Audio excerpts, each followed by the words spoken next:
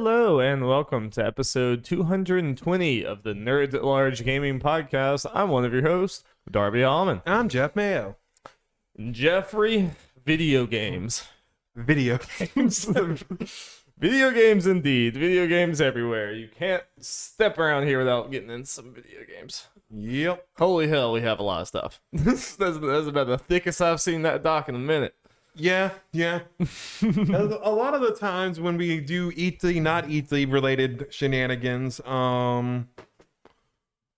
we do reactions and then talk about them there and then just kind of do big highlights or may not even talk about during the normal podcast.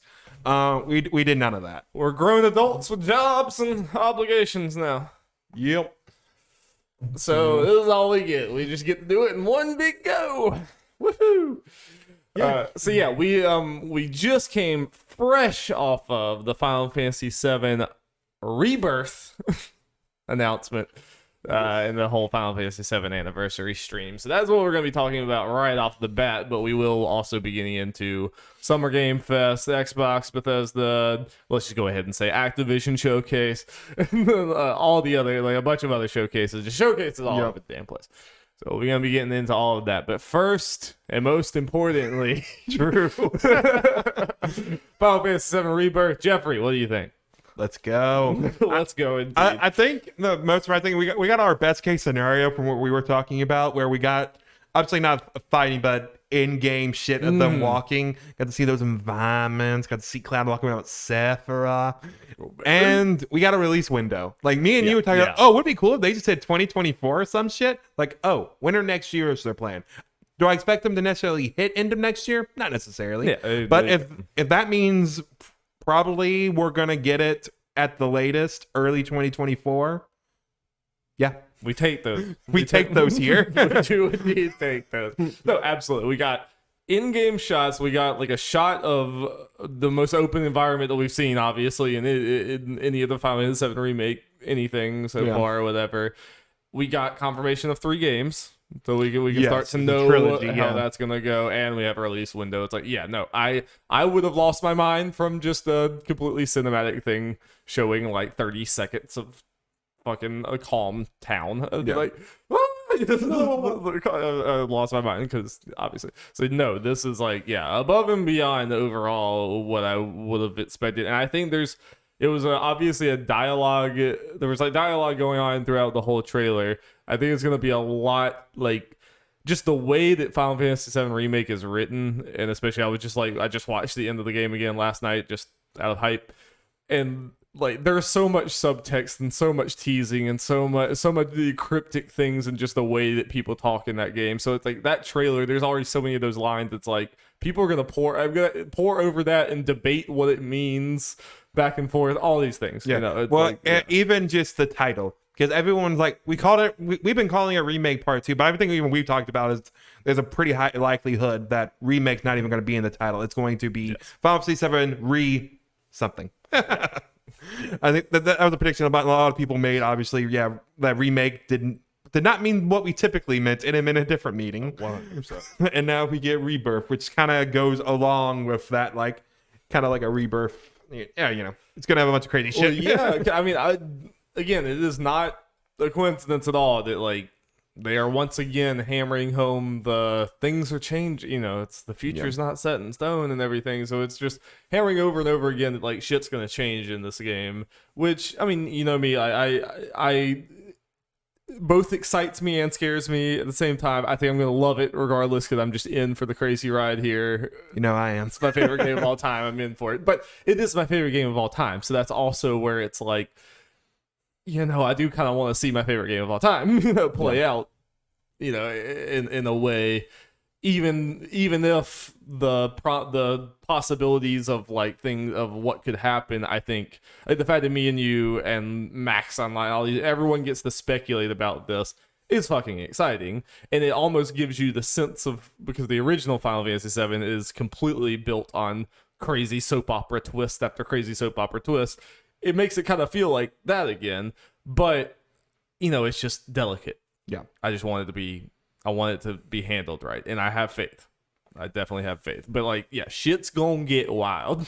I think it's also partly crazy that they went ahead and say straight up, yeah, this is a trilogy. I mean, we all kind of, that's one of those things we all predicted, but it's like saying it kind of this early in the game. That's nice to know. That's not one of the things that I wanted to be a mystery. Like, I would rather. I agree. It's kind of like knowing expectations kind of and potentially can make you feel better or worried depending on where this game ends. It's like, oh, they have this much to do for the last game. That's fair. That's fair. But yeah, I like being able to at least, it gives us, we can all now for the next basically 2 years, year and a half or whatever, we can speculate now being like, okay, well, part 2 could be this and part 3 could be this. You know, I like having that framework. I'm okay if they leave everything else a mystery, but I did want to know that, you know, like kind of how that was going to be and everything. So that is very nice or whatever. And there's still like, they showed us more than I thought they would, but obviously we didn't see any combat. We don't know how a lot of that works and everything. Yeah. But just if you had any doubts that like this wasn't going to be more open, like I think there still were, I think some people who are like, they're just going to turn it into a linear experience. Not that I don't think it's necessarily going to be as open as like a fucking Skyrim or something, but like you look in that environment, it's like no, they're definitely at the very least it might be kind of more linear as far as what you're doing. I can see it maybe in that, but at least the environments themselves are just kind of open where it's not.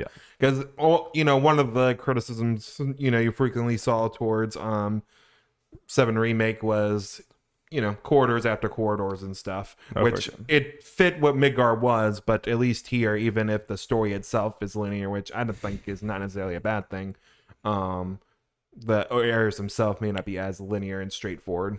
Yeah, I agree. I mean, and they have a lot to. I think Final Fantasy VII Remake has to be, or Rebirth has to be a fairly different game than Remake, just because of that. I mean, because Remake's level design is not the best. Like the actual things you are interacting with in the level and what you're doing, it's like outside of fighting, you're mostly walking, talking, and like maybe crawling through something every now and then, or like shimmying across something.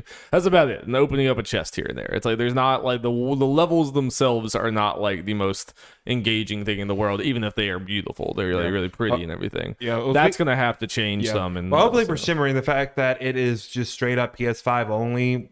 Because a lot of that was to hide the loading. Oh yes. So hopefully that is lessened greatly. Well, and I do think that not that we're talking about a lot of things outside of Rebirth at that point, but that I think that was already improving with the Yuffie chapter. I think that was already getting better. You already had a lot more to do in the world than the levels there. So I have faith. I think you're already seeing improvements with this team and just how they were able to turn that from a disaster project and turn it into what it was, and now it's like I'm so excited, and it looks gorgeous. It looks stunning. Trying to think of anything we can gloss from the trailer as far as I'm gonna have to have a little bit more time with it for sure.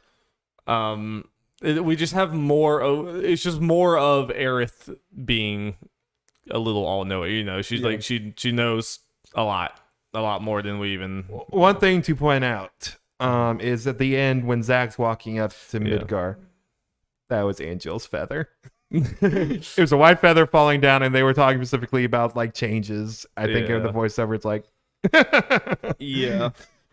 I don't know if it could be just a symbolic thing, but I am curious what that has to do with anything, especially probably means something. Yeah, especially off the heels of the Crisis Core announcement. Oh, for sure. I mean, everything's going to be relevant in this game, but that I think if anything is going to be like when we rewatch it or whatever that we gloss that we're not getting right now, it's going to be that Zack and Aerith seemingly conversation. I'm still like really curious if that's like a real conversation that's happening or if these are two separate things just stitched together to kind of seem like a conversation, because I do not expect Zack and Aerith to be like talking to be, because it seems like, spoilers for the intermission or whatever, I think they are heavily implying that Aerith is dead in Zack's timeline. I mean, because they go in there, everyone's crying, and the flowers are wilting. It's like, I don't think it's like Aerith is out for a stroll. It's like, I think she's dead. She's dead in his timeline. There's going to be it's going to be the butterfly effect or something that like Zack living causes Aerith to die or something like that. Yeah. But again, how is this going to cross over? I'm not sure. So like, I think that back and forth is going to be important, whatever that was insinuating, Indeed. Yeah, I have a feeling the next episode maybe we'll have more to talk about. Yeah, we got a lot, so Yeah. let's not spin on weird hills. Move on to at least the rest of the stream. Well, about the only other thing we'll actually talk about for more than 2 seconds. Crisis Core Final Fantasy VII Reunion. Let's go, baby! Which remaster of Crisis Core, which it's one of those remasters where definitely more work was built on, because they said featuring updated 3D models, and there is a pretty big difference. Full voiceover, which it's a PSP game, so not everything was voiced, but also I think it's important. I didn't see it outright confirmed, but the fact that they had to pretty much redo it anyway, and it obviously sound like them. It is the Zack and era fit, and well, all the remake voice actors. It sounds like, are here, which is nice for continuity's sake, because there's gonna be a lot of people. This is the first time playing Crisis Core. Me, weirdly enough, and new music arrangements, which is always fun to get new Final Fantasy VII related music arrangements. Oh, of course. I get a new Final Fantasy VII game to play because I just didn't have a PSP. And you can play that. Now, we'll say temper expectations about the quality. Yeah, like it was fun for me at the time, but it's definitely one of those like from a story and gameplay perspective that. But the good news is potentially with the new voice acting being different and probably have a higher budget, is stuff may not come off as cringy. Yeah, I'm going to go in expecting it's basically like I'm watching Advent Children, but in a game form. I'm going to expect that level of Zach's quality. likable at least. I'm going to expect that level of quality. I am also very curious, Darby, and I'm curious if you have any thoughts on this. The fact is they showed the end of Remake in that trailer. If there's going to be some crazy like potential remake would you be surprised remake at all? trilogy time? No. I'm kind of hoping so, because that just make it more interesting. I mean, we are Kingdom Heartsing this. Yeah. So we are fully Kingdom Heartsing this. It does seem like they are literally going down that like thing with even First Soldier has implication. Everything's going to have some implication. Yeah, so I'm very curious about that, because I could see them maybe. I don't know. We'll see. That's much to say about that at the moment. I'm excited. It is coming this winter on, everything. Which is also good. It's just funny. Like, I get it why this game is on Switch and like the remake trilogy isn't, but it is funny that it's this Crisis Core is coming on Xbox, but remake is nowhere to be seen. Still, not even an original remake. They announced it for Steam, but they still haven't announced an Xbox port. Yeah, that is dumb. Yeah. Yeah. And it's obviously just Sony money hatting. It just has a very specific thing. Like Xbox you can always get the auxiliary, like the outside Persona stuff until now they actually have Persona. But for so long, it's like you can have the dancing game, you can have this stuff. It's like whatever. Yeah, but I'm excited because this definitely is like skirting the line between remastered and remake. It's definitely like way more involved than I thought a Crisis Core would be. So. Mm-hmm. So yeah, I hope there's some tweaks to the battle system, because I enjoyed it at the time. I imagine if I played it just straight up now, would not hold up as well. So yeah, little tweaks here and there. But the only other thing worth mentioning, just a tiny bit, is just Ever Crisis. I do still think this looks like a cool project. I don't think it looks like the most exciting, crazy. I'm not going to be like thinking about this at night, doing all this or whatever. But I do think that's going to be cool, because it's literally like the entire Final Fantasy VII compilation in video game form, which is wild. I just wish it was coming to Switch. Is it not? Did they confirm? No, they said it was just mobile. That sucks. Yeah. That is a bummer. Yeah, because I don't. I mean, obviously, I would hope for consoles in general, even if it was just like PlayStation, they'd be like, okay, cool. But I wish, obviously, Switch would be the preferred platform for that. I do not want to play on my phone, like these long RPGs on my phone. So. Yep. All right, Darby. Let's move on to the Xbox, Bethesda, and I guess Activision East Showcase. Yeah, it's not official, but let's be real. Right, so like this has to be the last year that you add Bethesda, like, because you're also gonna have Activision next time. Next conference just has to be called the Xbox conference. Y'all all just have to suck it up. You're part of Xbox Studios Showcase. Yeah, it's like Bethesda. This has to be your last year that you get to be in the title or whatever. Yep. All right, let's go down this list of games. I don't have all of them on here, just ones that I, kind of interesting. Obviously, some will talk more than others. They start out with Redfall, Darby, from Arcane. Yeah. I feel like me and you were generally maybe more down on the concept of Arcane than some people. But to me, it sounds like me and you both like, yeah, this looks pretty cool. Yeah, I do. I mean, I don't, it didn't. I'm not like it's not like 100% guaranteed that I'm gonna play and like this game. But I was watching, I was like, this looks fun. This looks like a Left 4 Dead, but like more polished, more going on in it than maybe like Back 4 Blood and stuff. I mean, because it just like the characters definitely seem way more appealing. There just seems to be way more like abilities and guns and all this other stuff. And It's just like it is an openish world. Which is an interesting take on that. They pretty much kind of said, especially if you're playing single player, this is like a normal arcane, like adventure. Right. Which after playing Death was like, yeah, that's fun. Especially if you have these different characters, different ability, able to play to up to 4 friends. That sounds like just a jolly good time. Or, I mean, it definitely seems like Arcane are very good level designers, and just with their whole like immersive sim thing with the, there's just a lot of strategy. There's a lot of things to, like, so I could see in a group setting, it's going to be harder to pull off than like a Deathloop or one of these other ones, but I could see that working with just how they're very good at designing these like first person shooters to be like more strategic, not just run shoot. It's like you're usually like using your invisibility, using all these, you usually have a bunch of things that you're using. And it definitely seems like that's carrying over in a multiplayer setting here, because every character seemed to have a very different role and everything. So I could see that being very cool. I'm just very interested to see how the single player versus multiplayer split is going to be here, and is the game going to feel like it's adequately tuned for both? Because I have learned since that they've been hammering home that it's like you can play the single player and it's going to be really good. A lot of the games say that, not all of them land that necessarily. So I do think this is like kind of a harder task than maybe some of their previous games, but I think it looks cool. Coming next, I think early next year, they said. So hell yeah. Yeah. I think it was one of the better games in this whole thing, for sure. Indeed. Hollow Knight Silk Song. But finally shown after all these years. But was there anyone saying we need to see more of this before I know I should buy it? I don't think anyone was saying that. They were just saying when's it coming? Because I think everyone just kind of shook hands and agreed that odds are when we see it, it's either going to be shadow dropped or within 2 weeks kind of deal. Yeah, I for sure did. But that's not the case.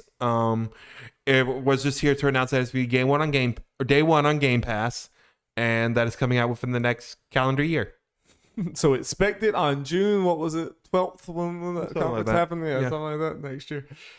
Yep. People were scared because originally it wasn't on the list of their games. Yeah, I saw that, but then then Microsoft came out and said, no, it's coming out next year. Or within the next year. We're planning to. Yeah, I mean, it might have just been a last minute edition. Obviously, this game is going to be phenomenal when it comes out, but I don't think anyone was saying, I don't think anyone was worried because we haven't seen it. Like, we need to see gameplay. I think they just want to know when it's coming. So that was a little bit of a letdown for sure. Yeah. But day one Game Pass is pretty huge for that game. That's wild. Indeed.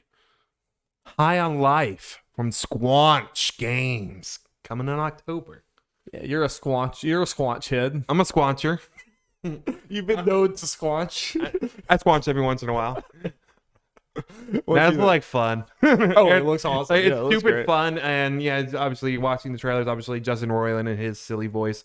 I don't know names or I can't think of the characters, but all the different guns had different voices and everything and different personalities. They're definitely another one or two. He's like, oh, you're definitely someone who's been in multiple Rick and Morty episodes. I know your voice. I mean, the voice he was using is just so much Morty. It's just exactly Morty. So this is voiced like everything. I was like, is this a Rick and Morty crossover with something? Until like halfway through the trailer, I'm like, no, that's the voice Justin Roiland uses in everything. But it was just like, not wavering from it in the slightest. So I was like, it has to be Morty, right? It's like, no. Okay. Yeah. So that'll be fun. And Game Pass day one. So it's like, might as well. I don't think it looks sweet. Is this their first, hadn't all their other games been VR? Is this their first non-VR game? I think it's their first non-VR game out of the start. I can't remember. Trevor said the universe is non-VR, but I can't remember if it launched non-VR or just got a non-VR. Yeah, I was about to say, it was made VR first. Right? Yeah. But this game is not VR at all, right? No. Okay. Unless they had a patch later. But yeah. At least not announced. Makes me more likely to play it. Indeed. You're going to have to squanch from me, Darby. Oh, I'll squanch. Speaking of that Game Pass, got a pretty big perk coming in relation to Riot Games. Oh yeah. I don't have all the stuff in here. I just have the most important ones as far as it goes to us. Get all champions in League of Legends and League of Legends Wild Rift, and get all agents in Valorant. No additional cost. Being on Game Pass. That's one of those things where a lot of people watching are probably like, "Who the fuck cares?" And people who and then are like, "This is the biggest announcement here." I mean, that was the only thing that I texted to the group chat from this whole conference was, "Wait, what the fuck?" I mean, Yeah. I'm sure someone out there has added together the monetary value that's worth, and it's probably absurd. Yeah. Like multiple hundreds of dollars. Yeah, that is pretty wild. That is pretty wild, and like enough to where it legitimately is like making me wonder if I get Game Pass, not just for it, because obviously Game Pass has so many other games and everything. But Yeah. I had Game Pass for like a full calendar year and didn't use it once. So I was like, even though it's such a good deal, I just can't justify this, so I stopped doing it. Yeah, at least for you, it's obviously you can get those games, you can play those whenever, but then I think it has some kind of like passive value to you. Yeah, at least is worth considering for sure. I mean, I also don't play enough different League characters to probably make that worth it either. So whatever. But still, I mean, if you're getting into it or whatever, if you're like starting to get into League or Valorant or whatever, and you feel like if you started playing it and you really like it and you're getting into it, it's like, fuck yeah, do this, dude. Like you won't have to wait like the months it's gonna take you to unlock like a bunch of League characters, because I mean, I've been playing for like 2 years and I still have a lot of characters still locked. I mean, there's 160 characters in the damn game. I mean, it's wild. And just also, you're assuming that this is going to be, active going forward. So any new champion, it's like, oh well, I got him. To just not even have to think about it. To Yeah. be like putting down money or in-game currency or like, am I going to be able to afford this? Which character do I buy? To just like completely take that away and just not even think about it. Especially if you're someone who's like already using Game Pass, you're already on Game Pass or whatever. Like you get to just hop over into League and Valorant, and that's just never even a concern for you. There's never a concern. It's like, because like every new Valorant character that's come out, I don't have any of them. I haven't really wanted to play them or whatever, because I just want to play Sage for the most part. But it's like I couldn't without paying money if I wanted to or whatever. Well, at least it gives you, you can experiment if you feel like it. I mean, like it just makes that like that's just something that a lot of new players or whatever who are already in the Game Pass ecosystem would just never have to think about, and that is huge. And I can't even begin to imagine how much Microsoft must have paid for this, because like that's arguably like the most high financial impact announcement of this whole showcase potentially. It's like, it's big. It is big. I mean, I don't know if it's the big, but it is very big. Yeah. As far as like new announcement, yeah. So it's like Xbox is like going all in and going all in on PC too, because these are two games and a mobile game. All three of these games, none of these games are on Xbox platforms. No, which is the funny thing. Yeah, now they've talked about Rift coming to consoles. I'm not wrong, but yeah, they have. So it has not happened yet. Nope. So a Plague Tale Requiem just got a nice little trailer. The big thing about it is, well, little girl not having as much qualms about killing. That's nice. And one thing that I hope it shows is like a Plague Tale's great. The combat is not like the best, but it's kind of like it's kind of more you kind of hiding. It's more of a sneaky game. This is looking like maybe combat might be a little more involved. Do you think that's a good thing, or do you think? Yes, especially. No, I think it's because of the story and just kind of character development, it kind of makes more sense too. Okay. So it kind of has like a dual thing. I'll have to see exactly like in practice how good it might be, but get some hope to kind of strengthen. I would potentially say its main weakness. Right. So is this like an indie studio? Is this like an indie thing or whatever? I think it's more like AA, but I'm not sure exactly. No. But hyped as fuck. Game Pass day one, baby. Nice. You beat the first one, right? Yeah. Yep. There's all this time I beat it in silence. But it's great. Nice. I definitely recommend it, especially it's cheap at this point, so I definitely would just recommend it. It's not super long either, is it? No, I think it's a little more than 10 hours.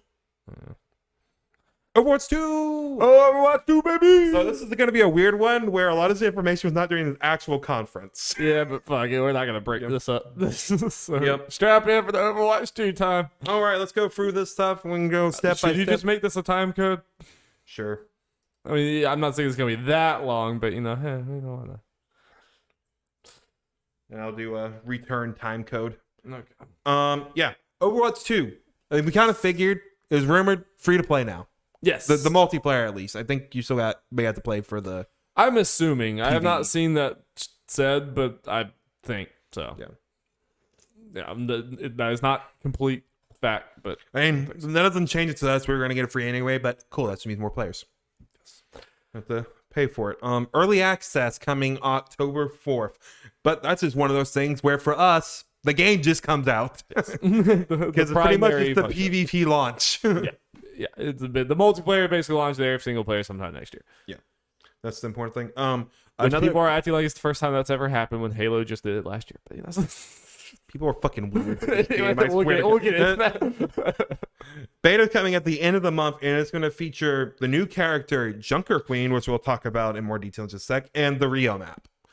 But yeah, let's talk about Junker Queen real quick. Another tank, baby. Big Let's tank. go. First tank in 50 years. Tank mommy. Unless you count Doomfist moving over, which I don't, for the sake of this. True. But yes, tank mommy. Yes, yeah. She looks cool. She does look cool. She looks very strong. She looks very fun. She got her spinny javelin thing, which now that I think about it, it looks very remarkably similar to Urissa's spinny javelin thing or whatever. Yeah, in general, it sounds like from the thing I didn't actually see today, but the showcase today, it sounds like she's kind of a maybe support tank hybrid. Like she has some supporting type abilities. I'm sorry, I was going off. It's at least last I checked, they didn't actually have a written down thing with descriptions of their moves, so I had to go off kind of what they were saying on the stream. Yeah, so I apologize if some of this information is off. But as far as her abilities, well, her basic shot seems to be like a little shotgun looking thing. I don't know if there are any unique properties to it or anything necessarily like that. I don't know the details about this, but one of her things is swinging that big axe that she's been showing. So that will be fun. She also has a little knife, very important, named Gracie, by the way.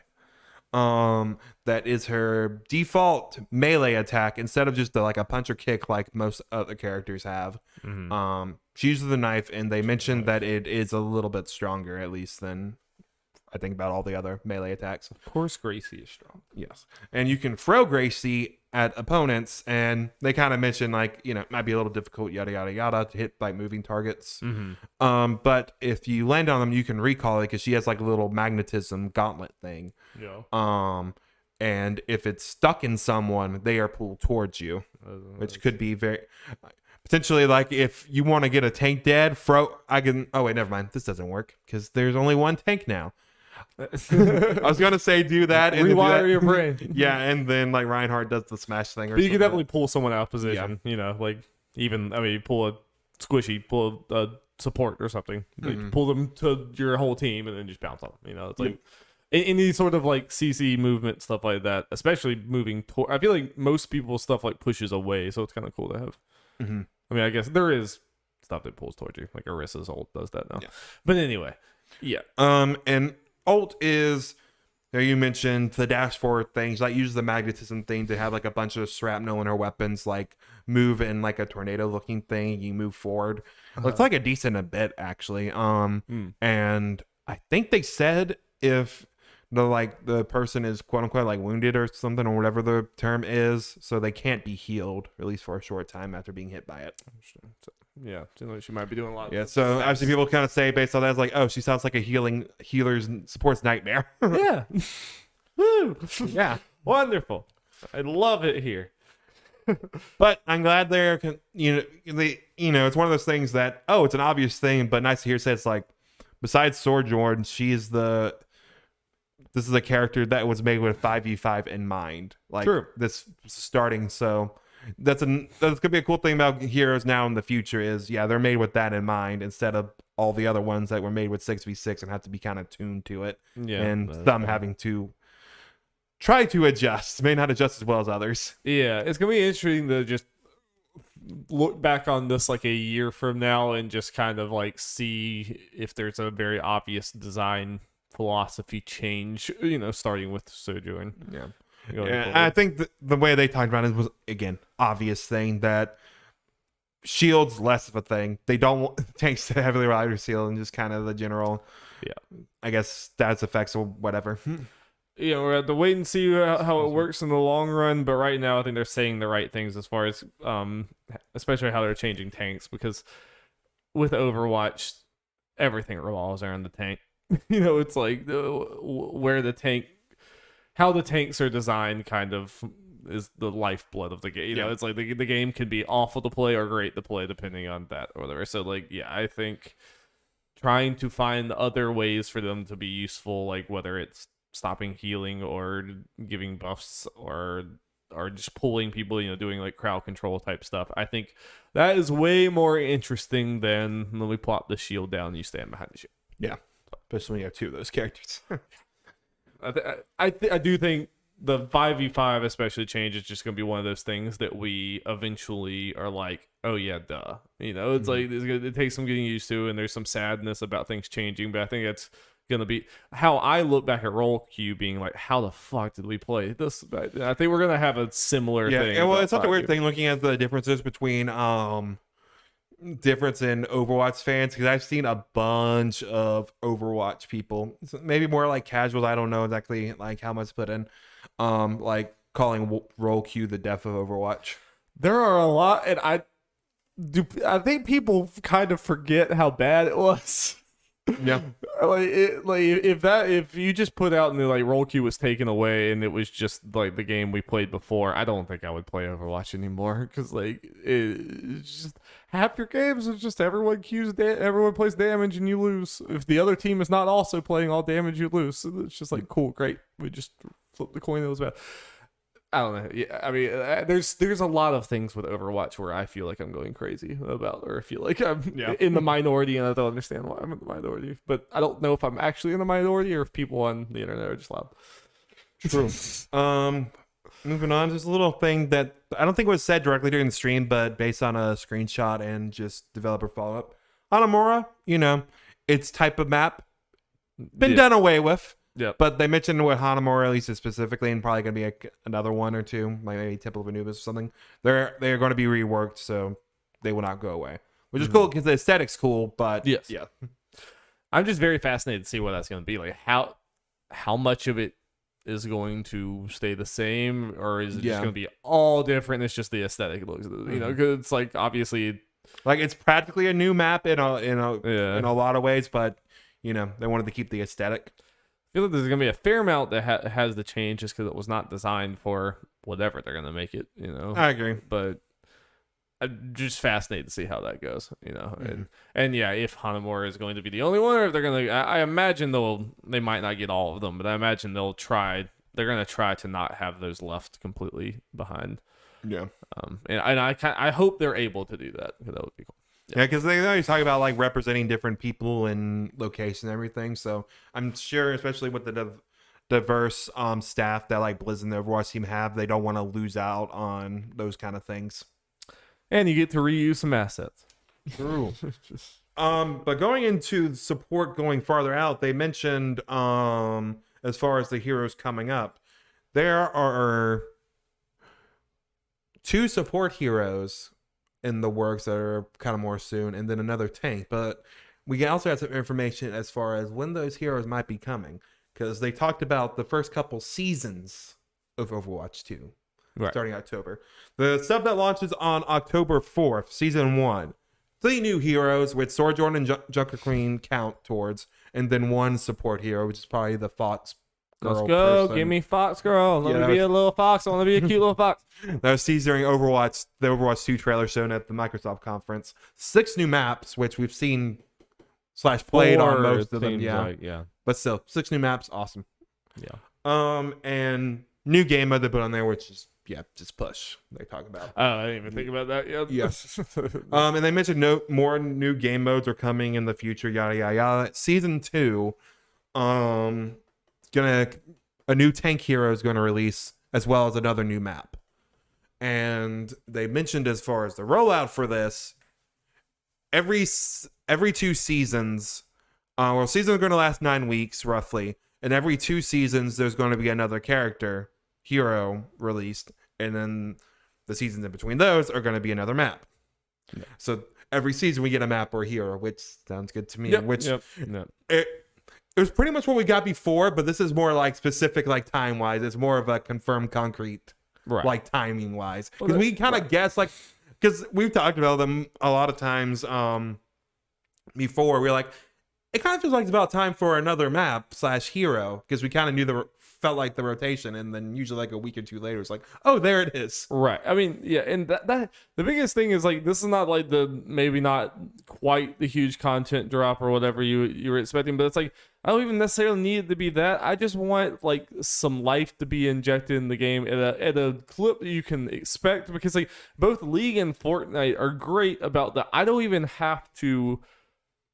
know when they announce it or how much time is between, but I always start to get the feeling of like, feels like it's about time for a new League of Legends character. Oh shit, there it is. You know, it's like, it feels about like it's about time for something crazy to happen in Fortnite. Oh, yep, look, the map's got. It's like I'm not like I have this internal thing, because like it's a very like, they just move at a clip that you can expect.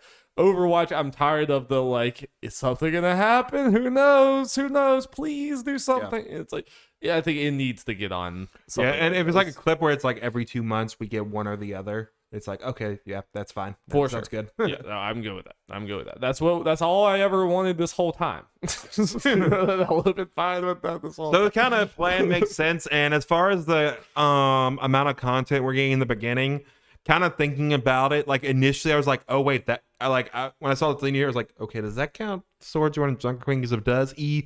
And I was like, ooh, once it got confirmed. And then I thought about it, I was like, this makes more sense than I thought, especially since 2 months later we're getting another hero. So that's 4 roughly about the launch of it. And you think of COVID and all that kind of stuff, them obviously having some change at the top as far as their team.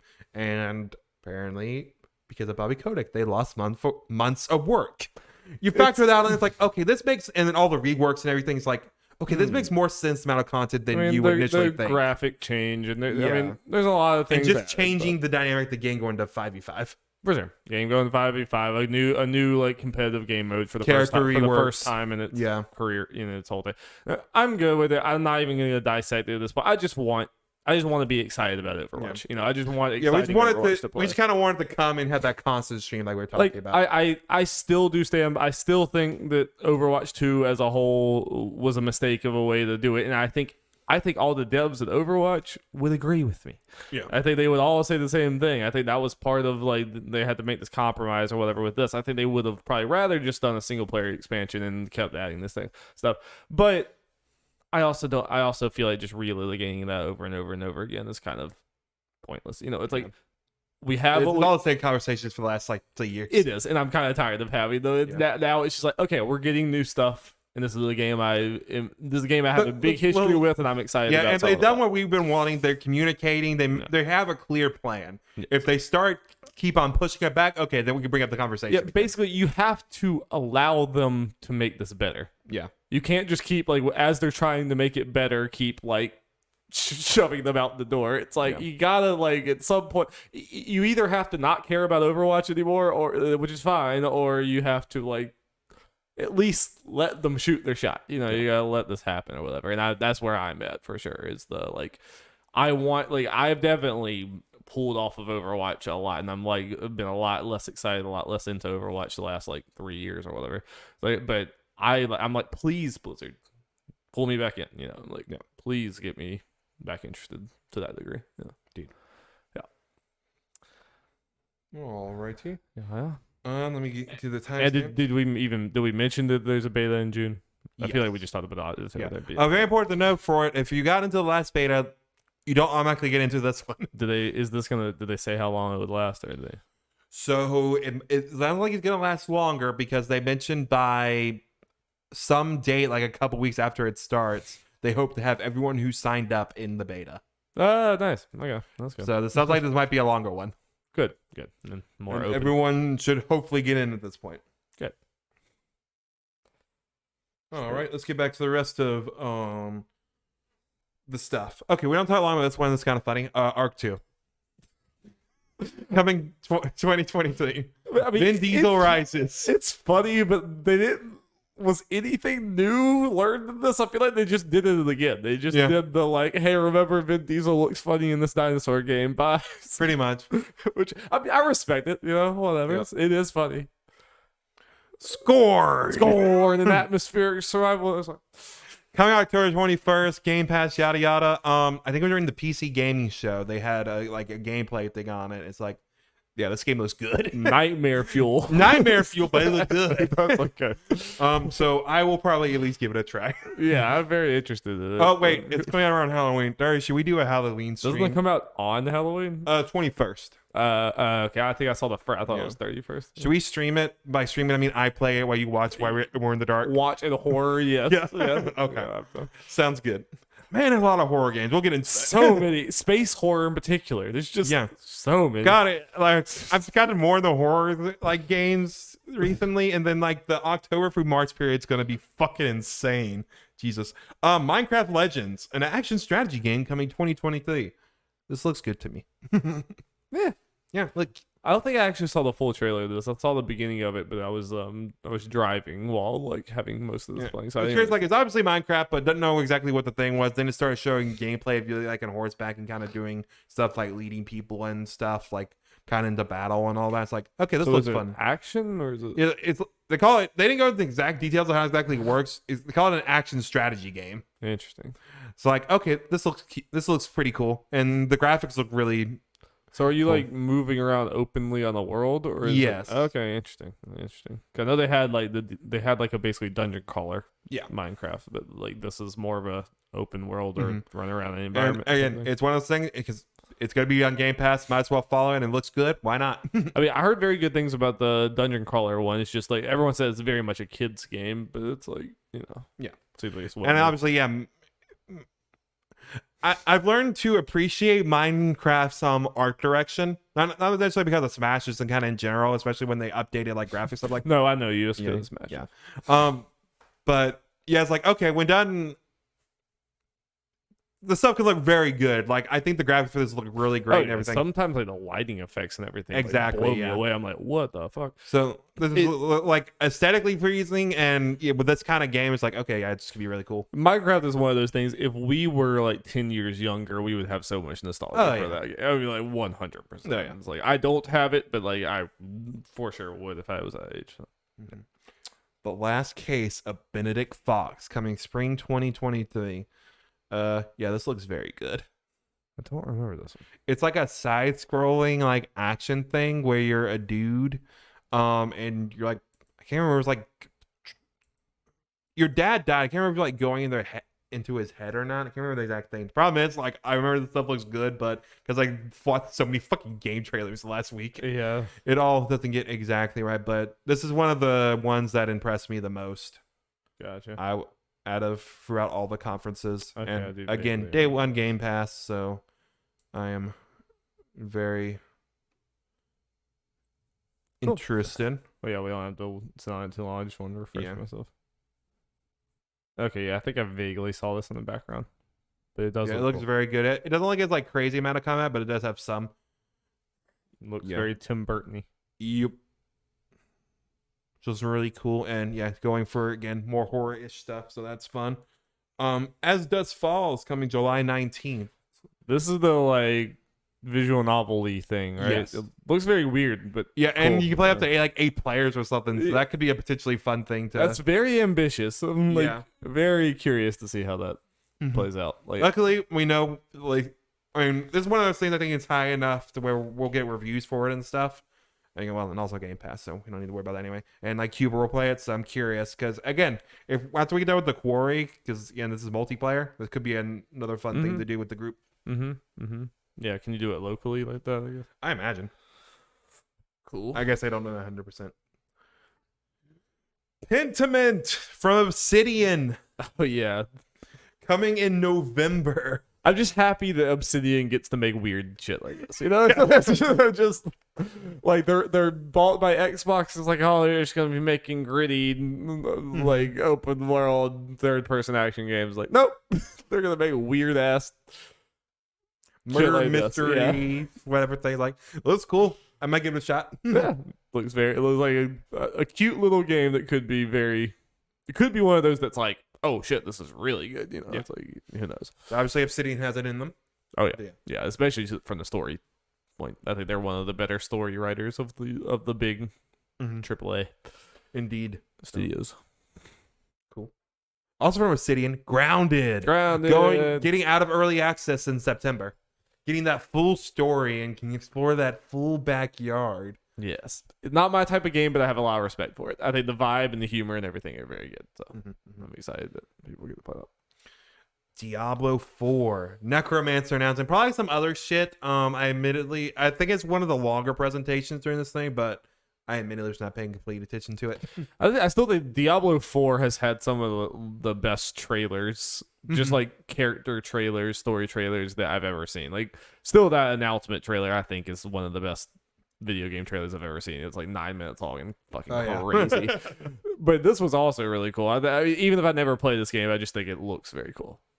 Yeah, and I hope there's no controversy around this one. I hope this one's just good. I mean, it looks good. It looks very polished. It looks very like crazy. At least not because it's Blizzard controversies. Yeah. Ravenlock also coming next year. One of those smaller games. Looks like it's a 3D adventure game playing as like a little girl going through. It looks very Alice in Wonderland-y. At some point, they kind of look kind of Minecraft-y at some point. But it looked very neat. Cocoon. Do you remember Cocoon, Darby? Yeah, because the fucking Inside guy, that's all I need to know. There are a bunch of games being made by former Inside Limbo devs. But the lead developer gameplay. It's like, I serve the coffee at Playdead. So, okay, for the creators of Inside. I told them to put a tree this one spot, and Inside's like, take my money. Put it in the trailer. Oh no, this game looks weird as fuck, and I'm into it. Yes. That's just. Especially like a lead developer from Inside. It's like, sure, I'll play it. I can't wait for there to be like some horrifying twist. Yep. I can't even remember what the last game was called. I always forget what it's one, but it's been a bit since we've seen it. You know what I'm talking about? The last game, what? The last game that was from former Inside. Somerville? Yeah, that one. Yeah. And I don't even know, is it from them or does it just look like Inside? I've never been clear on that because it looks very Inside, but I can't remember now. Either way, they're obviously going for that and it looks dope. Yeah. But yeah, we have not seen that in a while. Sure. Wolong, Fallen Dynasty. Early 2023, Team Ninja, Neo devs. Also has someone, I think, from the top of the Bloodborne development team. There's so much about gameplay, it's just like cool, flashy cinematic trailer. Yeah. And then Phil Spencer was like, we love Japanese games, even though we only have 2 of them a year. But I'm a huge weeb, dude. Trust me. I've been trying. Trust me. I'm trying to buy them all, but they were like, no. But I'm happy to announce Persona. It is ours. Not officially, but yeah. Persona games are coming to Xbox and PC, 3, 4, and 5. And most importantly, it is Royal. It is Golden. Unfortunately, it is portable for 3. But I don't know the exact reasons, but people say that's the worst version. That's all I know. Overdue, but huge. Yeah, and on Game Pass as well. Yes. Yeah. Very, very, very, very, very big. I mean, like we've been talking about up until now, it's been like we got the Yakuza games and stuff. This is definitely a much bigger step up as far as like you're getting popular, more popular, more like highly touted. And again, Japanese we've talked games. about like what's the holdup with Persona 5 getting on anything else? It appears there probably was no holdup. It was Atlas. That is what my assumption. Also, after the fact, it was also announced it's going to go on PlayStation consoles. 4 and 3 because 5 was already on there, of course. Yeah. And Steam, I think it was also confirmed because this was involved with Windows because no Switch though. People are thinking that the holdup for that might be Nintendo wants to announce that in their direct. That's supposed to come up. I can see it going either way on that. I hope so. Yeah. Hopefully, Nintendo Direct in like 2 weeks. Let's go. And as far as the end of the Japanese segment of the podcast, no game was shown, but they were happy to announce they're working on a cloud-based game with Hideo Kojima. It happened. It was kind of a nothing announcement, but it did happen. Funny enough, we've seen the game. We've heard about the game. Yeah, you can find more about the game on Twitter than you can in the actual conference. Yes. Yep. Yeah, this is kind of a I'll wait until we see the thing, but it is cool. I hope it is though a cool horror game. You know? Yeah. And it made Sony fanboys upset, which is always fun. Just when fanboys are upset, it's fun. Anytime you can make console war fanboys upset, even a petition, you've done it right. Yep. And ending with Starfield. Starfield. This is a complicated one. I've had a long time to think about it, and I still don't know what I think about it. I'll get you first, because you as someone who has games. Not played a Bethesda game. I played Outer Worlds, which is very much like Bethesda. Like yeah. But that's the space game, and this doesn't do much for me. Part of it is it's reminding me a lot of No Man's Sky marketing.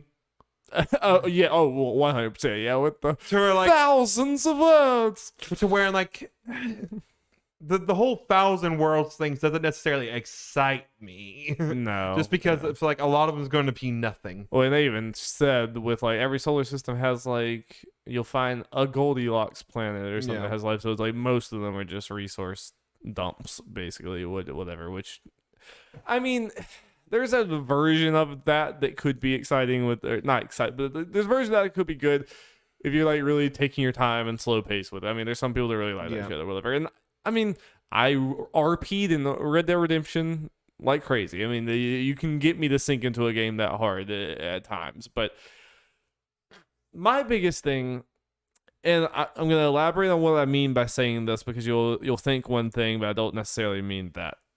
I don't think. Yeah, you don't think so. I don't have to worry about that. I get Cyberpunk vibes.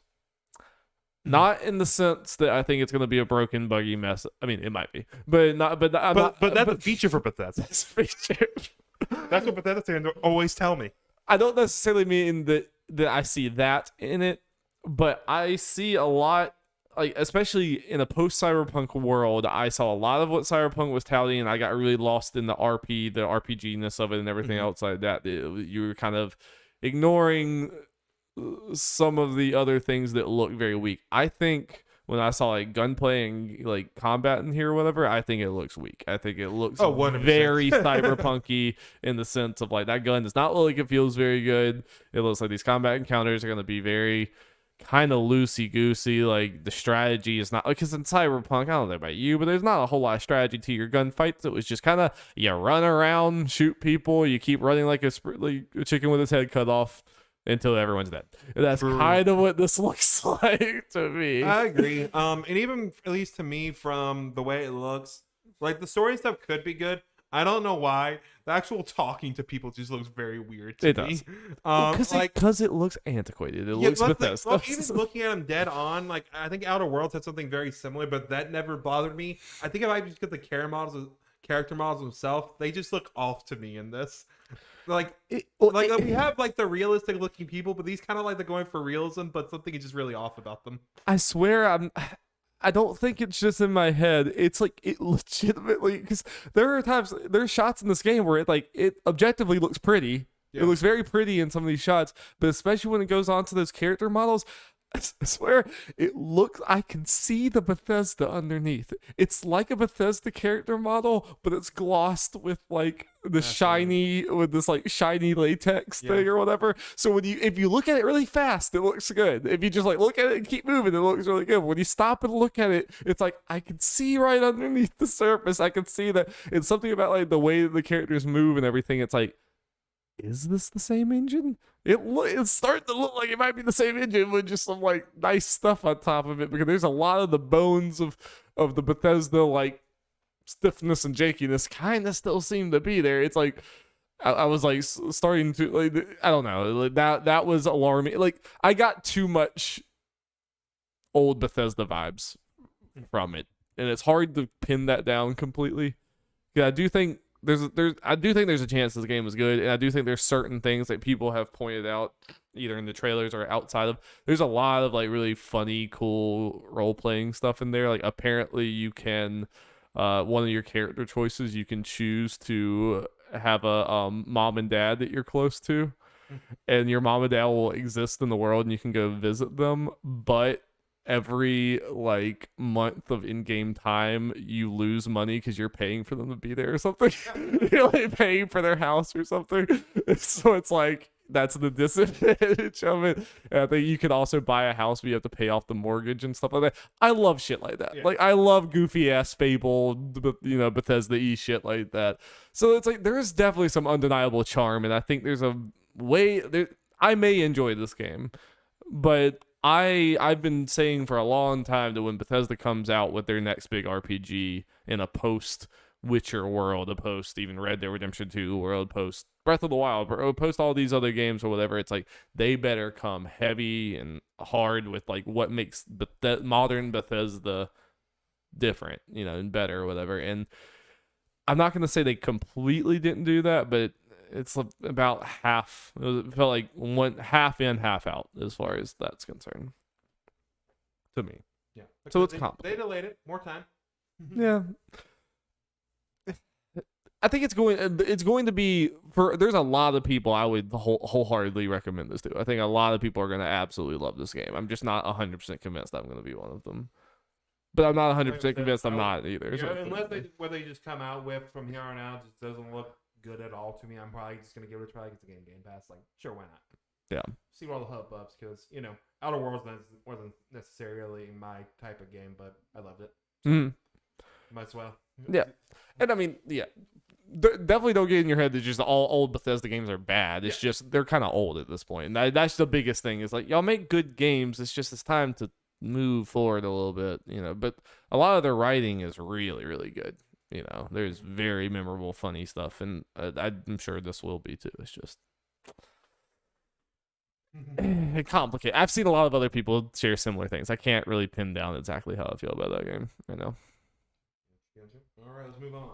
Summer Game Fest Showcase. Well, I don't think we actually said it. What you think overall? Yeah, I was about to say we didn't. Yeah. So we'll definitely. This is gonna be part of, I guess at the end we might talk about the whole E3 not E3 thing at the end, because like Xbox I think was definitely the best thing here, but similar to everything else in the E3 not E3 thing this year, it definitely felt like I could feel the effects of whatever it was, COVID, games taking just all these things or whatever. It definitely felt a little bit lesser, I think. I mean, I think it was definitely good, but it's just I think it's not definitely didn't reach the heights of some of the past few years, but it certainly was still a good showcase. Yeah. I think people's got to get in their mind that's probably not going to happen just because of the way things have changed. Yeah, I'm with you. But this showcase I think was the most this whole thing felt like E3 for sure. Like it was the most. Was good. It was very dedicated to gameplay compared to. Yes. Right. That was the key thing. That's the key difference between that and what we're about to talk about. Yeah, Summer Game Fest Showcase hosted by the Jeffrey Keighley. We'll talk about how we felt about it at the end. I got a specific thing about it that I know we're going to talk about, but let's go through the games real quick. Started out with Street Fighter VI. We haven't gotten to talking about the state of play yet, but it was in both showcases. We can talk about Street Fighter VI here, the general for both trailers. Both excellent showcases, I would say. Yeah, boy. The state of play one was pretty crazy. Yeah. Like just everything you wanted to see then. To show like, okay, like what the single player mode it looks like when you're going around the city, probably having like a creative character and brawling random NPCs and shit. I think that might be the best trailer of anything we've seen. It's up there. I have to think about it, but it's definitely up there. Just the pace, the like, holy shit, that's the art style. There's just so much packed into that trailer. Well, and just seeing it, like showing actual gameplay and just seeing the effects on stuff and seeing how well it moves and all that. The music, the hip hop. Oh, yeah. General style, yeah. Yeah, top to bottom. I mean, this has been the most I've ever been excited for a Street Fighter game, because I've never been excited for a Street Fighter game before in my life. But this one, there's so much to it that it really does feel like they took it to heart when people, because Street Fighter V had a very troubled history and everything, and I think they took it to heart when people are like, okay, Capcom really needs to reestablish itself in the fighting game like community and everything. It's like they put in the effort for this, because like that art style pops. It like looks very realistic and modern, but still has so much style involved in it. And everyone has like glowing things to say about it. The modern control scheme that we're going to get into, that I think is like a huge, there's just so many things that I think this is going to be like a pivot point in multiple ways for the fighting game. And yeah, it looks like they might be going for the online stuff, like our system work style thing. We can actually walk around like a hub or something. Yeah, it could be cool. That's what it hinted at, and just I'm trying to remember all the stuff they've announced for it, because I think like they did. And haven't really talked about it very much, but it seems like a story mode thing that is like almost Yakuza-esque in vibe, where you're like running around the city and stuff. Indeed. Metro City, but yeah. Anyway, but we've seen a lot of people. This is one big complaint I have about this whole thing not really feeling like E3 is that for the biggest games outside of Street Fighter, I feel like the people we follow online did not get hands on with like hardly any of the games I would want them to get hands on with. Street Fighter was one that they did, and that was really cool. That's been really, really cool. Like seeing everyone got to play. It sounds like a lot, like multiple hours worth of Street Fighter 6, which is sweet, so like the impressions, I've consumed more Street Fighter obviously than anything else from E3, not E3. And I think that helped build the hype tremendously. I think that was very smart, Yeah, I was very curious. Like, okay, I knew we were gonna get it around now just because they said so. But it's like, yeah, they're gonna get us hands on because it's not coming out till next year and all that. It's like, yep. They're like, nope. Here's all this information. Here's all this shit. Here's all this hands-on time with the game. It means only 4 characters, but still. No, it's that's exciting. The hardcore. For sure. And obviously announcing Guile also helps. Like, okay, let's get those characters. I mean, unfortunately, everything leaked after the announcement, but yeah. What do you think overall about like your potential playing of Street Fighter 6 and stuff? I mean, I'll obviously play, like, if you're looking at getting it, maybe we can kind of split it or whatever and look into that. But I just need to be honest with myself more with fighting games in particular. I do too. That odds are that I'm not going to put as much time of it as I would need to or hope. I need to as well. I definitely buy a lot of fighting games and don't play them for sure. Yeah. But. Like, I played the demo for the JoJo fighting game earlier today. Like, it's fun. I'm going to have a good time with it. But, like, regardless of the quality, I just need to be like, okay. There's not one like we're gonna play together that much. Alex, we have busted out because me and Alex might enjoy it for like a night, but I need to wait on the sale, for me to want to go for that single player content. Yeah, and I think that's probably where I will fall on this too. I like watching people play, and I like following it and everything. And I do really think that modern control scheme is going to be something that more do going forward. Because as someone who's very casual in this, that sounds very appealing to me.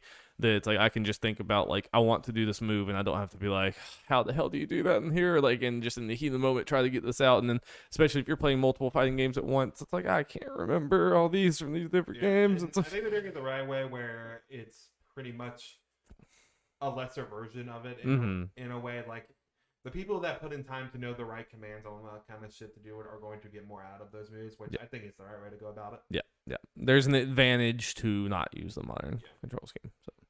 No, I think that's very good, and I'll gladly get clowned out by someone who really knows their stuff with that. But especially for us, just play like I just hope that's just something going forward that most fighting games just have that option. Yeah, and I think it kind of will be. At least, having the options never hurt. That's all for Street Fighter. Very good showing. And it had another game that was at the State of Play showed here, and also I think had a very good showing, is the Callisto Protocol. Yeah. A December release date. This game looks very good. Yeah. Got them gruesome. I think it's kind of unfortunate for one or the other. I'm not sure which one, that it and the Dead Space remake are, at least as of right now, a month apart.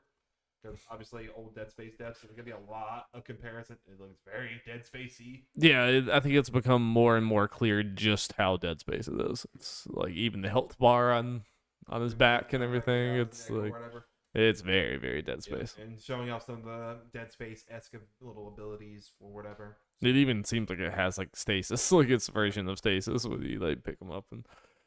Yeah, and Dead Space is sweet, and it's definitely I mean, that's one of the rare horror games that I really got into, and I don't really get into many horror games, but I've always thought that Dead Space absolutely could make sense in the modern, time or whatever, and it really feels like Callisto is like carrying that torch. It seems like really well right now. I mean, everything we've seen. Like you were saying about Street Fighter, I wish it was one of those games that people got their hands on. Yeah. Yeah. It gets to be a real one because of the horror game. They could have had like a dark room set up to get the vibes, right? Yeah. Yeah.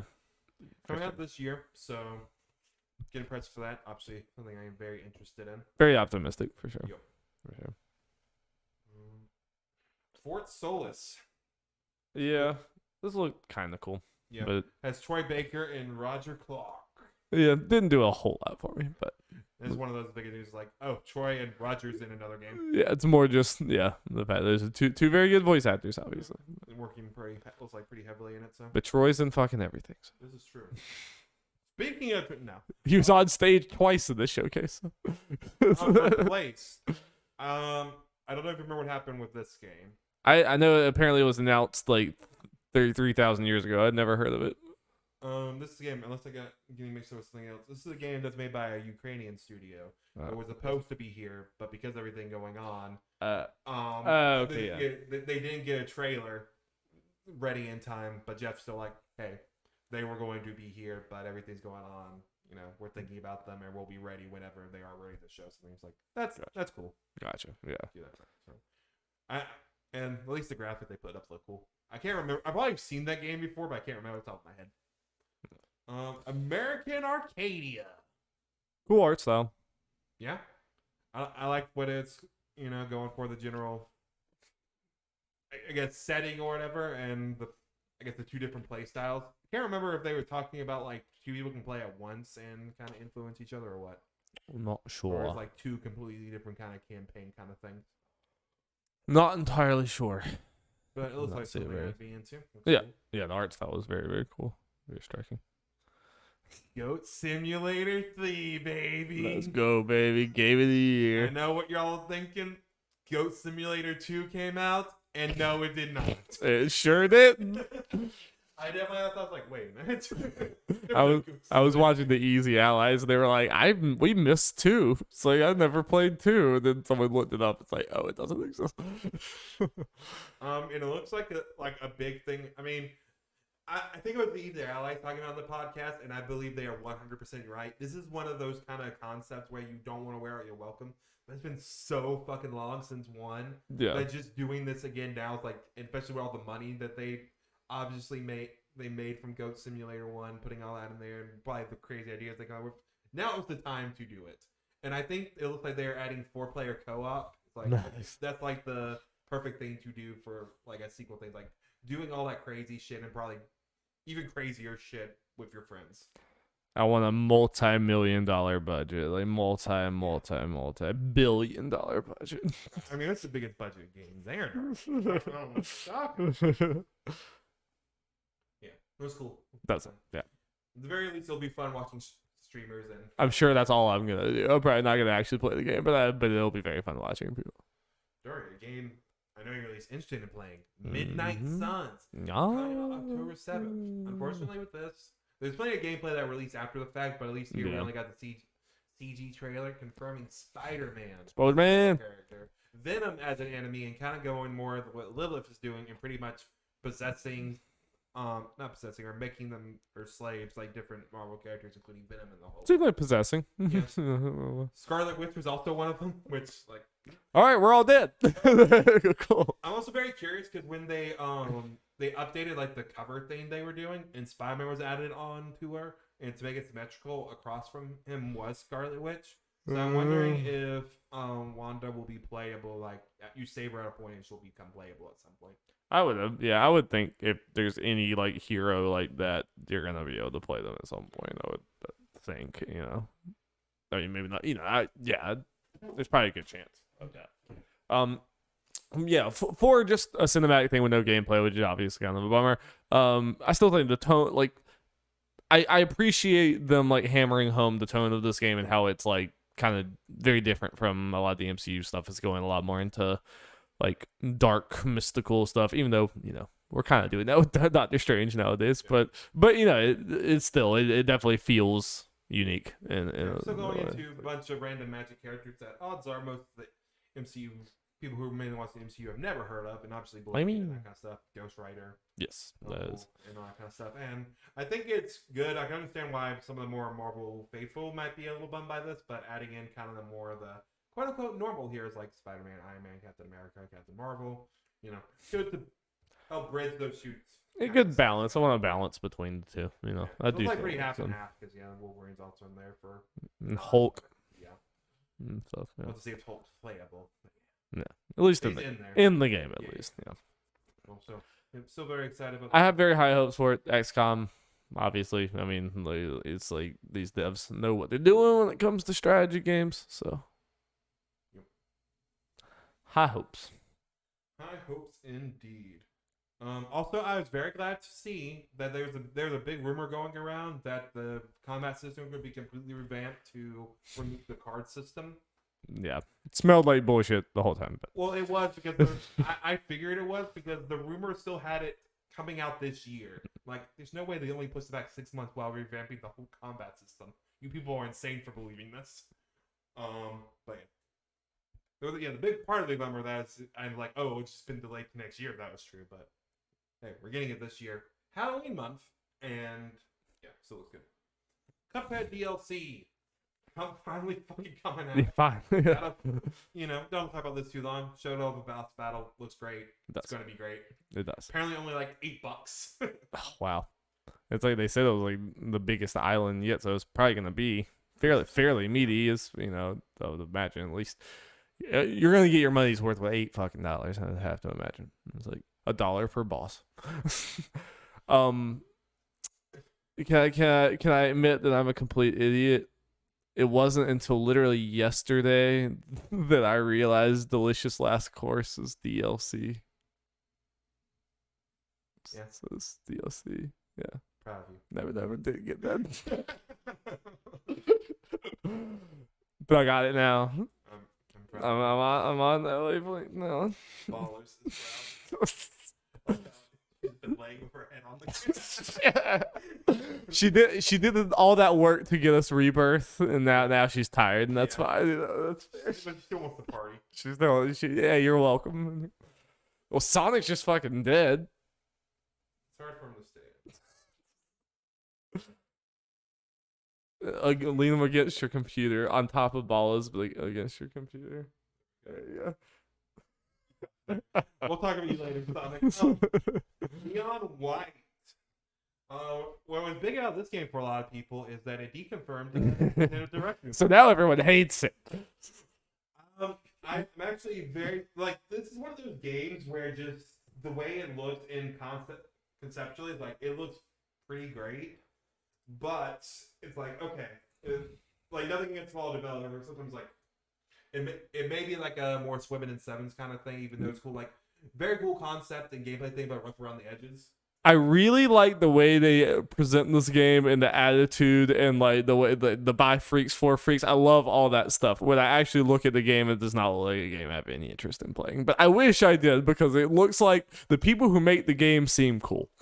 So, I think it's one of Adam's friends, if I'm not mistaken. Oh. But no, I saw reviews for it. I was curious. Yeah, it has an 87 right now on OpenCritic. It's reviewing very well. That's very good. I didn't know it was already out. I knew it was. Its release date got announced last week, and that was part of the thing that it was. Oh yeah, it was today. Yeah. Or yesterday, yeah. Nice. Well, good.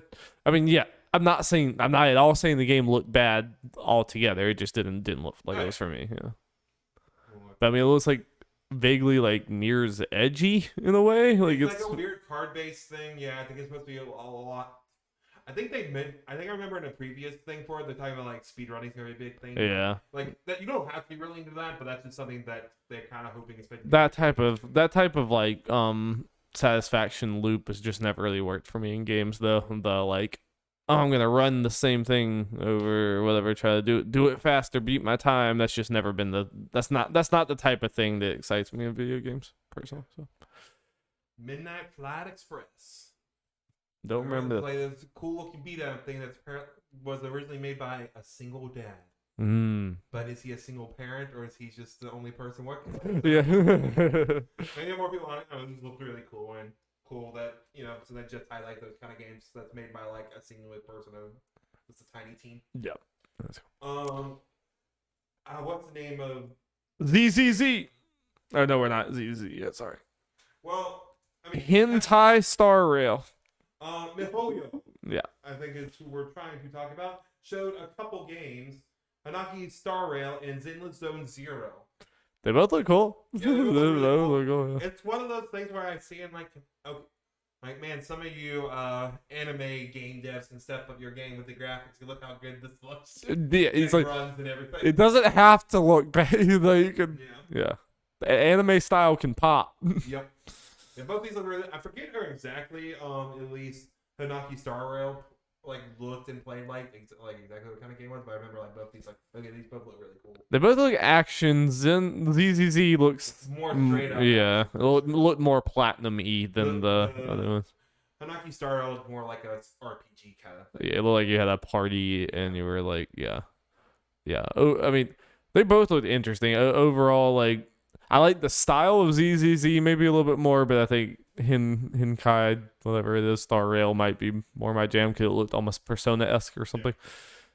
But I'm glad that MiHoYo is using the popularity of Genshin Impact to springboard onto other stuff rather than just nothing but Genshin Impact. It's like that's cool.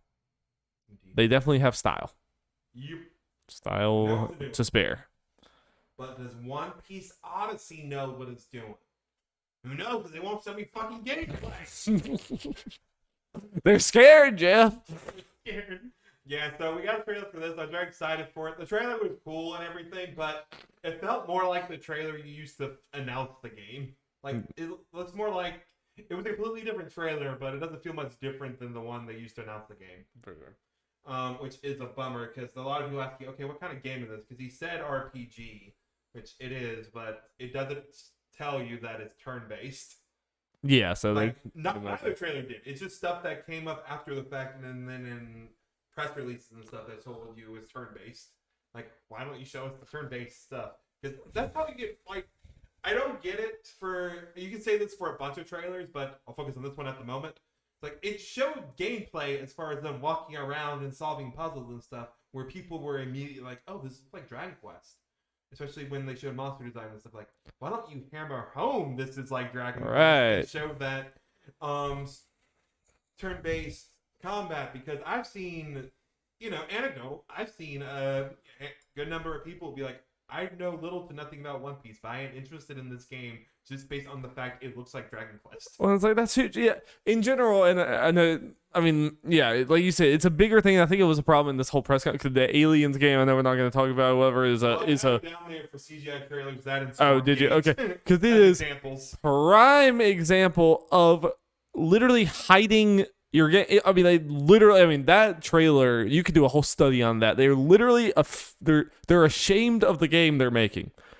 There's no other way to show that. It's just like huge CGI trailer, and then it's a twin stick shooter. Okay, bye. It's like, how I don't understand the logic. You're not going to sell someone who doesn't like that game. All you're gonna do is they're gonna be interested in it, and then they're gonna find out that's what it is, and then they're not gonna buy it. You didn't gain anything. You might have gained some clicks on your trailer. That doesn't mean shit if it doesn't turn into sales. So it's like, just show that it's a turn-based RPG. Yeah. If someone's not into a turn-based RPG, they're not going to be into your turn-based RPG, whether you trick them into watching this trailer or not. It's like, just show them the damn game. It's like, there's a lot of people that are going to be into that, and if they're not into that, you're not going to get them anyway. Just do it. Like, the thing is going to turn off. It being turn-based is turn off, or One Piece fans who are going to look and probably know that it's turn-based anyway at this point. Yeah. So might as well show it's turn-based and get people who may not be as into it who might try to get it's like, oh, this is like a decent budget turn-based RPG. It looks like Dragon Quest. Just I can't think of any example where it's like you have gameplay, but you're gonna like purposely not show it or like hide away from it or whatever. And I can't imagine that being a good idea for like that. I don't know why it happens all the time. It's just ridiculous. Honestly, I'm still very excited about the game, but it's just a weird decision. Lead with game. When you're showing a video game, show the gameplay. That's the thing you should be. That's the number one thing you should be mostly showing. You know. Saints Row got a little thing about a character creator. Shadow dropped that, which I can't remember. I think was it Cyberpunk who did that kind of somewhat recently. I don't know, but it's a cool idea. I wish more games did that. It looks like their character creator is pretty crazy. Yeah. Very in depth, which is fun. And that's kind of one of those things that it could be good for, like, just from a marketing standpoint, because you put that out there. There are probably a bunch of streamers that have little to no plans to actually play Saints Row, but do that and just gets eyes on it. Well, and then when it's like, well, I spent an hour and a half making this character. Yeah. Might as well, I should get the game now. I think it's kind of genius. I mean, it's like, it's something you were already going to make anyway with this character creator. It's probably something you already have created. You probably already have it done or whatever. Put it out for free, and it's like, it can do nothing but help you or whatever, because like, it's free. A bunch of people are going to download it because it's free, and it's interesting. They'll get really into doing that or whatever. And I bet you that will sell a bunch of copies. Yeah, I bet you it will. I'm sure he's not the only person to do this. Like, it doesn't feel like they're great with the character creator, and they just kind of want to get in the games. They don't spend too much time on it, but releasing beforehand means people can kind of go all in depth in it. Yeah. Which again could be good marketing because more people will be posting their crazy character. Well, and creators. I've definitely had that pressure sometimes when it's a game we're really looking forward to. You get it opening night or whatever, and then you get into the character creator for like you're in there for a long time, and it's like, damn, I want to play the game tonight. It's like, I would do more, but it's like, fuck, I just want to get to the game or whatever. Yeah, I think it's very smart to let people just go crazy before you. And I think it's also very smart for this game in particular because it just kind of shows with everything, especially with the trailer, that goofy Saints Row is still here. Yeah, I am still interested in this game because like Saints Row was very fun back in the day. I just think this needs to grow up a lot or whatever, and it needs to, I think this could be very bad, but I think it also could be really fun. You know, it's like February or something in the early next year, or is it this year? Yeah, it'd be this year because it was originally about February-ish, I think. Maybe that's what I was thinking. Yeah. August 23rd. Oh, okay, sweet. Hey, August is empty for me at the moment. Nah, I'm gonna be playing Xenoblade. Let's be honest. Yeah. Layers of Fears. A weird. Bad name. That's a bad name. Yeah. I mean, Layers of Fear is a good name. Layers of Fears. So, too many S's. It's cute because it's part of both games or whatever, and it's like it's not just straight up remake. It's like, well, the Final Fantasy VII remaking it slightly, yeah, which sounds cool. Wasn't this Blooper team? Yes. Yeah. We knew Blooper was going to be there. They teased it. And Silent Hill's dead. Silent Hill is dead. What's also dying is people say Forgotten Nights. Yeah, I thought it was already on life support, so I know. Yeah, I mean, I don't think this trailer really moved the needle much. I think it just got more people like, why'd you show this? Like, because it was focused on Dick Grayson, which we just saw in the 12-minute or whatever the fuck it was character showcase. 12 minutes, Chef. Never still say that name. I know. Not too long ago. So it's like, why? Yeah. The Last of Us. Yep. The big announcement, The Last of Us. They had a nice little section for that. Talking about the HBO series. Troy Baker and Ashley Johnson are going to have roles in it. Who knows what they are? Ellie's parents probably. Zombies. They're both gonna be clickers. That would be funny. They made it sound like maybe a little more than that. Yeah, I think that would be really funny. Talked about the factions like successor. Yeah, very little, just some concept art. Yeah, just mentioning. Hey, it's taking a while because we got so many ideas that kind of just ballooned into more of its own thing. It's like, okay, cool. Could be cool. I'm completely gonna wait. I have that little no interest in it, to be honest. I mean, right now I definitely do. I'm not like leaving it out of the possibility that they could end up selling me on it, but I have to imagine that it's not gonna be something I care about. But it leaked beforehand. Well, it leaked forever ago, but it leaked again. The Last of Us Part 1. Yes. And Last of Us remake. And Neil Druckmann taking some shots on the stage at Sony. Just like, oh yeah, I'm working on another game. Maybe if someone at Sony wants to leak it, maybe we can talk about it. I was like, oh god, jeez, he mad. He big mad. It is coming September 2nd. Yeah. Right? I think it looks very, very good, obviously. Have you seen the test comparison that Naughty Dog posted? No, I just saw what was in the showcase. You should pull it up, maybe for the people as well. Is it on YouTube? It is on their Twitter. Okay.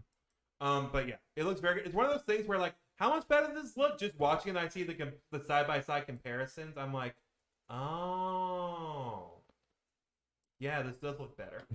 Especially when you get the test one. Yeah, there it is. Oh wow. Very controversial that because some people are thinking tests look less hot. Oh, fuck off, mother. Well, what I like about it is she looks her age in this. Like, because of the increase in graphics, they can show, like, hey, she's like a 40-something-year-old woman who's gone through hell for the last 20 years. I mean, like, it just shows. I almost want to see this against Last of Us Part 2. It just looks like Last of Us Part 2 to me, which is very high praise. This is like very high praise. I heard other comparisons too. I'm pretty sure it's just pretty much the engine, maybe a slightly better engine because it is a PS5 exclusive thing. Yeah, just use it for Last of Us, which I think me and you can make the argument like, yeah, does it need to exist and all that, yada yada yada. But at least from a marketing standpoint and everything, I get it. Even besides the whole, oh, this is a very popular game, so it's gonna make money.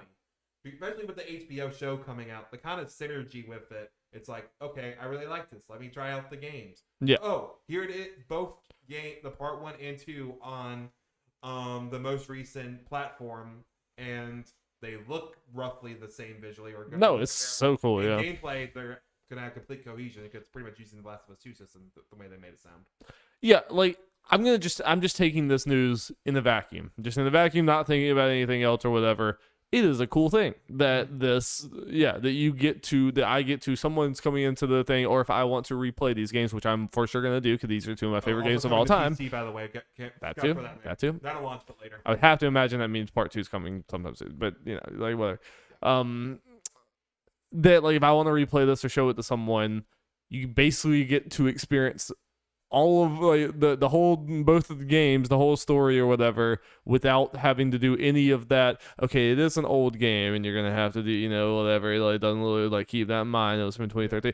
I don't do any of that shit now. It's just like boom, right there. And it's like in a vacuum, you would love this for anything you're doing or whatever. If you could go play through Persona.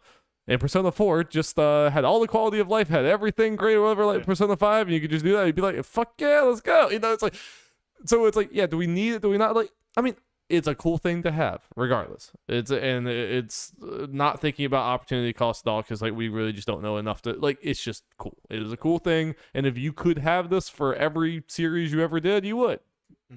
Most series are not as popular as Last of Us, and most it's like, so. I'm just taking it like that, and I do think that like it just instantly it looks like it is so much a one-to-one thing that it's like at this point it's like you probably would never pull out the PS3 Last of Us. There'd be no point. Oh, so it's like no. I mean, it's different than some other remasters like Resident Evil 2. You're always gonna play the original Resident Evil 2 as well as 2 remake because they're two different things. This is just one of those like you can just go ahead and put that away. I mean, they said straight up audio and stuff. It's literally the same. Yeah, it's mainly a graphical in the gameplay, obviously, and I think most people would agree. Last of Us 2 is just a big step up from gameplay from Last of Us 1. Yeah, I think we can all agree with gameplay. It's like yes. So again, that takes away the one thing that people come in like, well, this would be the reason I'm gonna go back to. It's like, no, it's just nope. Yeah, it's just gonna be sweet all the way through. I think it is very, very cool. My only issue is I do not think this should be a $70 game on its own.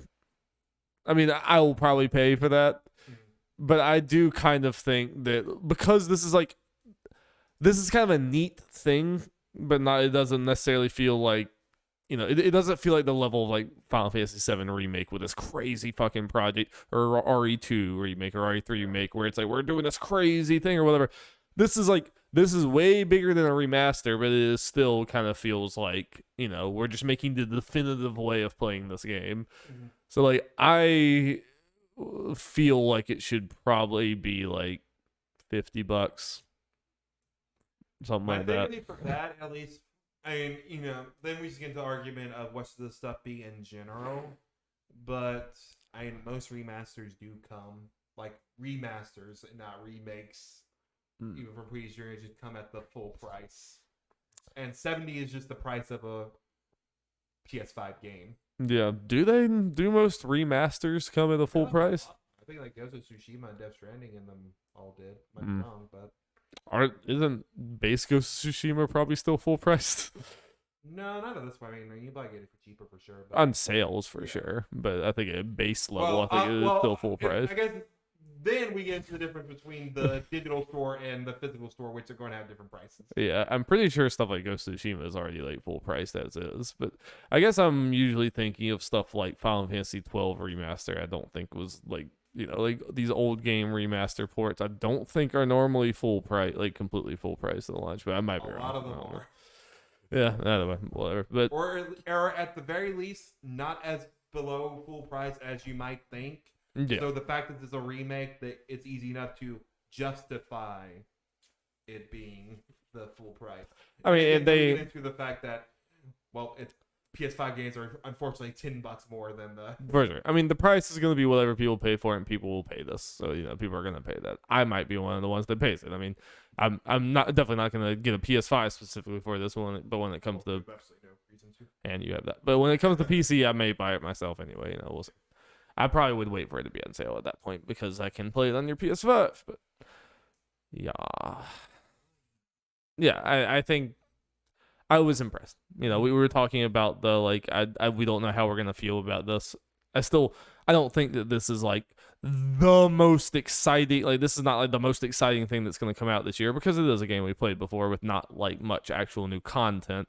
But I still do think it's a very, very cool announcement. Very cool. Jeff's thing overall. I thought it was solid. It does have the thing with Jeff showcases where it does have something for everyone. So as a whole of a show, you might feel like, okay, there wasn't like a crazy amount for you. He just tries to please everyone. And then obviously, as we talked about, a big focus on CGI trailers more than it should be. And some of that, I feel like, is unfortunately, to an extent, out of Jeff's hands because he kind of just gets what he get. Like, you look at Microsoft, and the vast majority of it was their studio. Like, most of it was their studios. So it's more easier to dictate why Jeff is just kind of more industry-wide. I feel like, and it's not really Jeff's fault. I think he's trying his best in a lot of ways. I feel like people played ball with Jeff a lot less than I thought they would here. Like I thought he got a lot less of like some of the heavy hitters than I thought he would. And I think part of it is some of them are just not here with COVID and everything. Like I think there's a lot of factors. I'm not necessarily like blaming him in the way he put the show together. I think in general across the board, this whole E3 is just like a little lesser than the previous ones. And I think there's a lot of factors going into that. But I do think because even though you can look back and there are like some cool games in here, it was not a pleasant watch. And I think part of that is because of I just felt like almost every game was like, don't know what that game is. Don't know what that game is. Yeah. CG trailer, don't know what that game is. CG trailer, don't know. Cool vibe. I have no clue what the game is. No clue what the game is. No clue what the game is. And it's like, that just gets old for me. That gets really fucking old for me after a while. So it just makes... I think as a whole thing, what hurts it, overall, because I've said this before as far as the difference between like people like praying E3 comes back in a while, it just won't be the same, or as what people think, or it won't be that much different than now is. It's primarily, and I'm going to hold firm to this, it's primarily always been the console holders that when people think about the great E3 stuff, it's generally been those three companies primarily. Oh yeah. And Sony, we're about to talk about it, had a state of play, which I think was very good, and we'll get to the reasons why.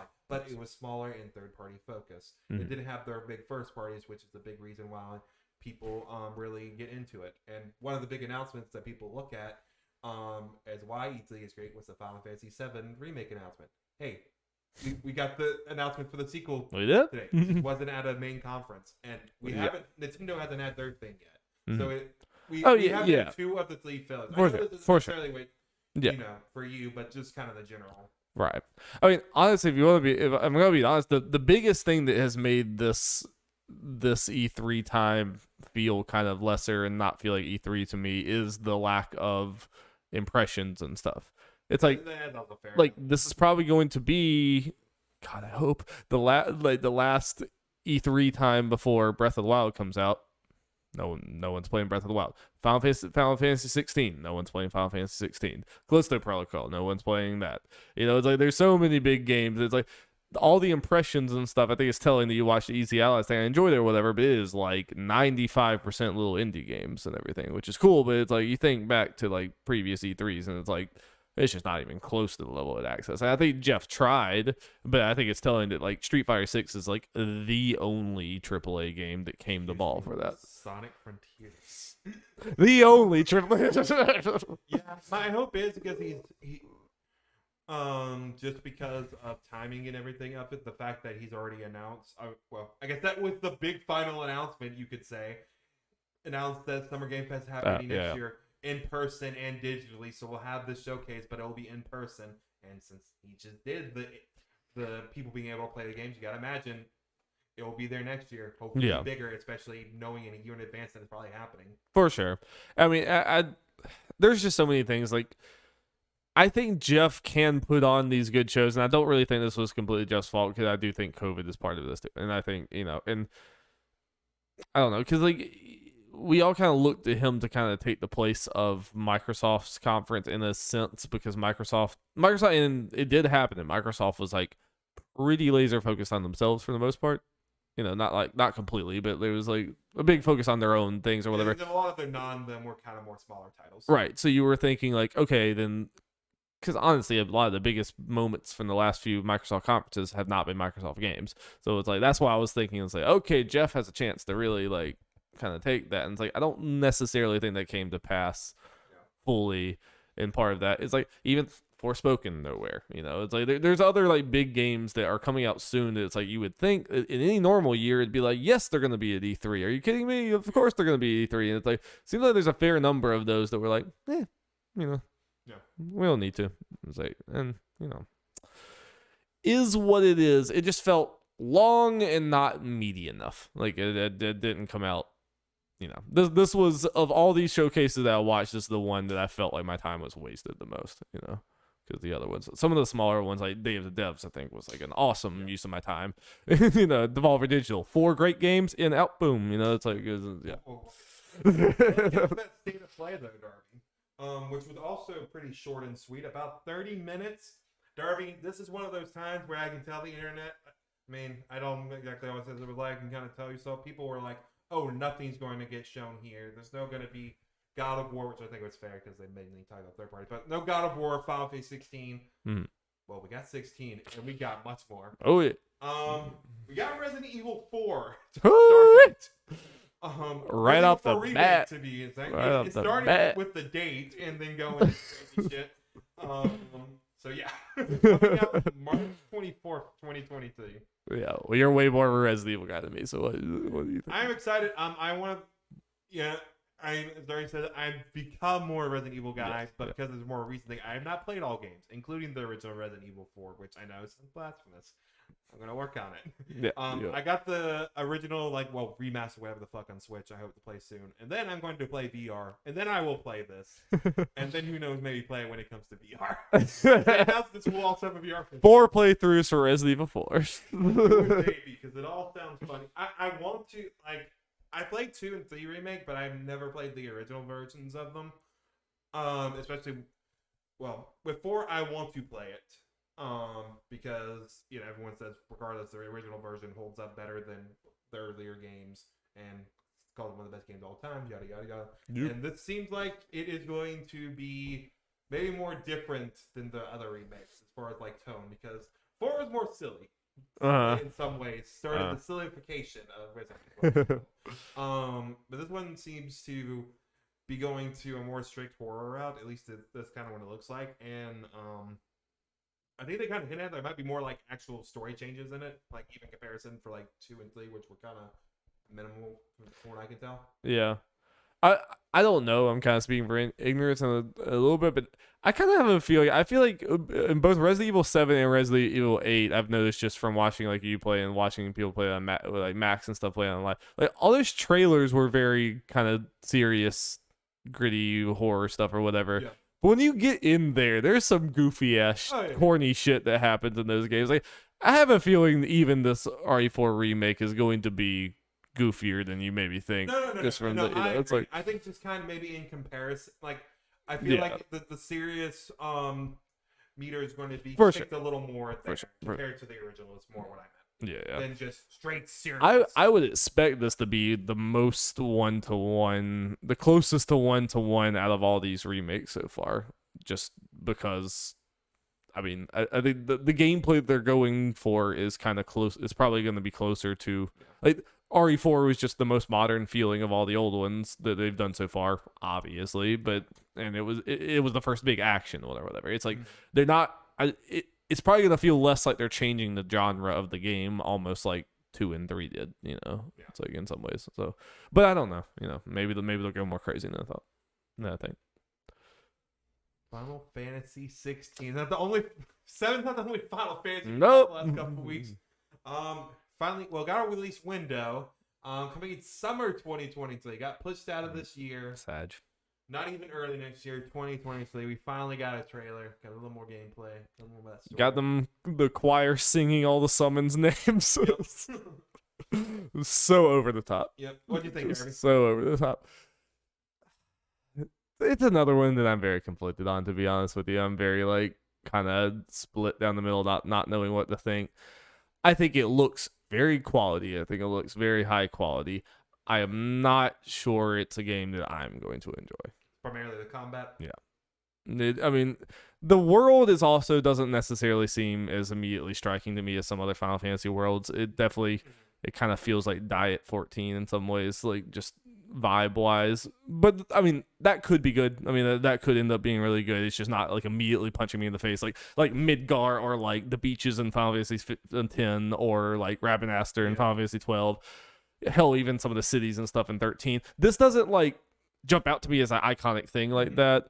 But I think that could be, I could get to love that. The combat just feels, it just looks too drastically different and too kind of swinging sword a bunch of times, jumping around, numbers going up everywhere. It's just like, it's not my type of game, and it's just not really what I go to Final Fantasy for. I mean, and I'm getting, the more I see the game now, I'm losing hope that it's going to be like a Final Fantasy VII remake type thing where it's a blend of the two. It doesn't necessarily look like that to me. Wherever I am excited is, well, they post that list of names of people who are working on the game, like the top people. It's like, oh, they make quality shit. Oh, for sure. As far as to kind of, unfortunately, make your personal fears about the combat more true is, it is the Devil May Cry 5 director. It looks like it. It looks like it. Combat director doing it. It looks like, and I want to get my impressions like out of the way so you can be completely positive. But I also, part of this is I just feel like I'm mourning Final Fantasy for the rest of time because I feel like it's not going to stop.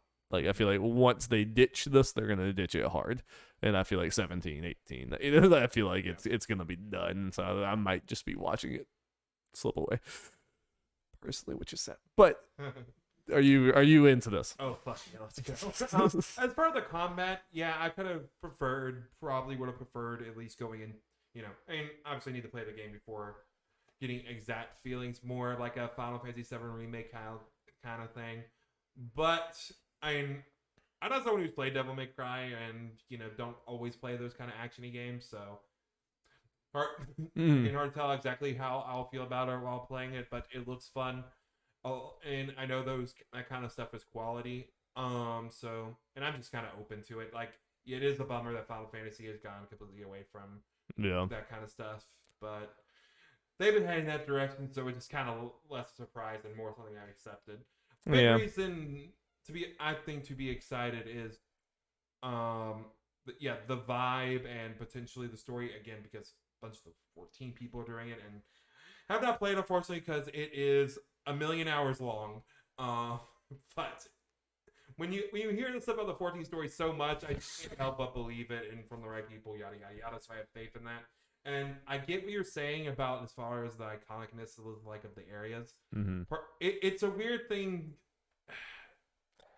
I don't know if this is gonna sound right, but because Final Fantasy arguably besides maybe the MMO, has been so bombastic as far as their mainline title, kind of like it being more subdued in a way is in its own way very appealing, but it's still over top in the way, like, part of the reason excited is the fact is that the giant summons are just people. It is pretty much like Attack on Titan in a way with the different summons, and to me that sounds cool.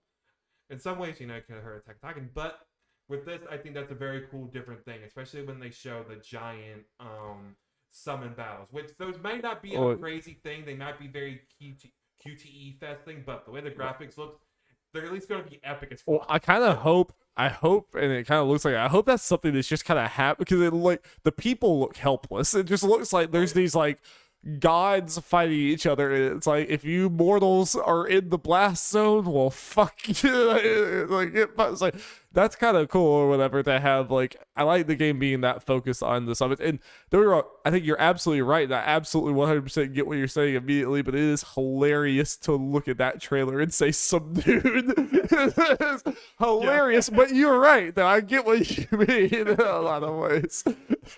So I think, it's comparison different tone in between the more recent Final Fantasy. I think, like, in a way, this will also be a good companion, since they're now scheduled for the same year, to Final Fantasy VII. Sure. In some ways, it might feel good, the fact that its combat's different from 7, because it'll be a different experience. The fact that it's not as over the top in the same way like you were describing as 7. Right. Like, a thing. Like, my biggest thing is, I just like 7 Remake is something that's going to end eventually. I just feel like Final Fantasy going forward, I just worry that it's never going to be back to like something that I kind of like that. And it would be like, for right now, it's like, okay, I got both, but when 7 Remake's done, I just kind of am worried that like style, for lack of a word, is going to die. And that's fair. My biggest thing is, like, I'm not even wanting it to, if anyone listening or whatever, I'm not asking for like complete turn-based, we're sitting in a line on each side, my turn, boom, whatever. The thing that I've loved, and the reason why I play all the a lot of the Final Fantasy games, and I don't play any Dragon Quest, is like, I don't really want that traditional turn-based thing like that, but I like that Final Fantasy takes that type of like strategy turn-based type thing or whatever, and always has like a cool different spin on it. Yeah, like even back to 12, like fucking weird. It's like this weird MMO ass shit or whatever. Even 10 with the like subbing in and out or whatever. 13, I actually do like the combat system a lot in 13. It's weird as fuck too. Like I like that they shoot for weird things and they like spin the stuff a lot, but the general Final Fantasy-ness of the combat system is always still there in some way. Like the bones of it are still kind of there. This is the first one where it's like, I can't see those bones anymore. Like, this feels like, okay, wipe away. And it's like, now we might have different variations on this Devil May Cry Platinum Action thing, which will be cool for people who like that. But I feel like the core thing that we are spinning off of is now scrapped for another core thing that we're going to be spinning off of. And I just don't know if I'm going to be into that thing, if that makes sense. Like, and I guess my biggest thing is, like, I feel like we have plenty of games like this. I don't feel like we have plenty of Final Fantasy type thinkers in the turn-based RPG space. Yeah, I feel like a lot of turn-based RPGs, like Octopath Traveler, was cool for a while, but it's way too traditional. It's like Dragon Quest, very, very traditional. A lot of these didn't have the budget. Even Persona is very traditional in a lot of ways or whatever. It's like Final Fantasy, I've always appreciated that sometimes they swing and miss, but like they swing, they go crazy. And I just feel like we're going to be missing something if they step away, because I feel like some of these like platinum type action games can be kind of a dime a dozen recently. We have a lot of them. So it's like, that's just, I'm a little bummed about that, but yeah, but I get why everyone's into it. It looks like a lot of effort and budget and everything is being put into it for sure. Going through the rest of the state of play just real quick. Obviously, Calisto Protocol and Street Fighter 6 were there. We had a little PSVR 2 segment spinning off of Resident Evil 4, which, yeah, like I said, had a PSVR 2 announcement. Resident Evil Village is going to be playable. Like, that sounds fun. That's wild. Horizon Call of the Mountain. Got a little more taste of that. Looks cool. Does look cool. Literally going up a mountain. Yeah. Yep. Walking Dead, Saints and Sinners, Chapter 2. Saints and Sinners. Yeah, apparently, I'm excited for that. Someone say it's also non-VR. I thought I saw someone say that, and I was really surprised by that. I thought I saw someone say that, but that might be completely wrong. Yeah, I thought that sounded very weird, but that might be wrong. But if you have a VR system, highly recommend the Saints and Sinners series. Good shit. And No Man's Sky. I thought it was already on PlayStation VR, but it might just been on Oculus or something. Or it might be that it's being enhanced for 2 hours. A couple other final announcements. Spider-Man's coming to PC as well. Yes. Huge. New mods, let's go. Oh yeah, baby! Let that dong swing. I want some dong physics while you're swinging through the. Yes. But no, I mean that's again that further cements that it's like if there's a big Sony thing, it's coming to PC eventually. Yeah. It's like and we finally got Last of Us series coming with the Last of Us 1, and obviously 2 is going to be coming. Yeah. And finally, Stray. Hey! I forgot Stray was here. Yep, still looks very good. Yeah, I'm pretty optimistic about this game. I mean, like, I guess if it comes out and has like really bad reviews, I might reconsider. But right now, I'm like, this looks really neat. Like, yeah, I might play this with Jenny. That might be a fun game to play with Jenny. Here, the PS5 only is going to be on PC too.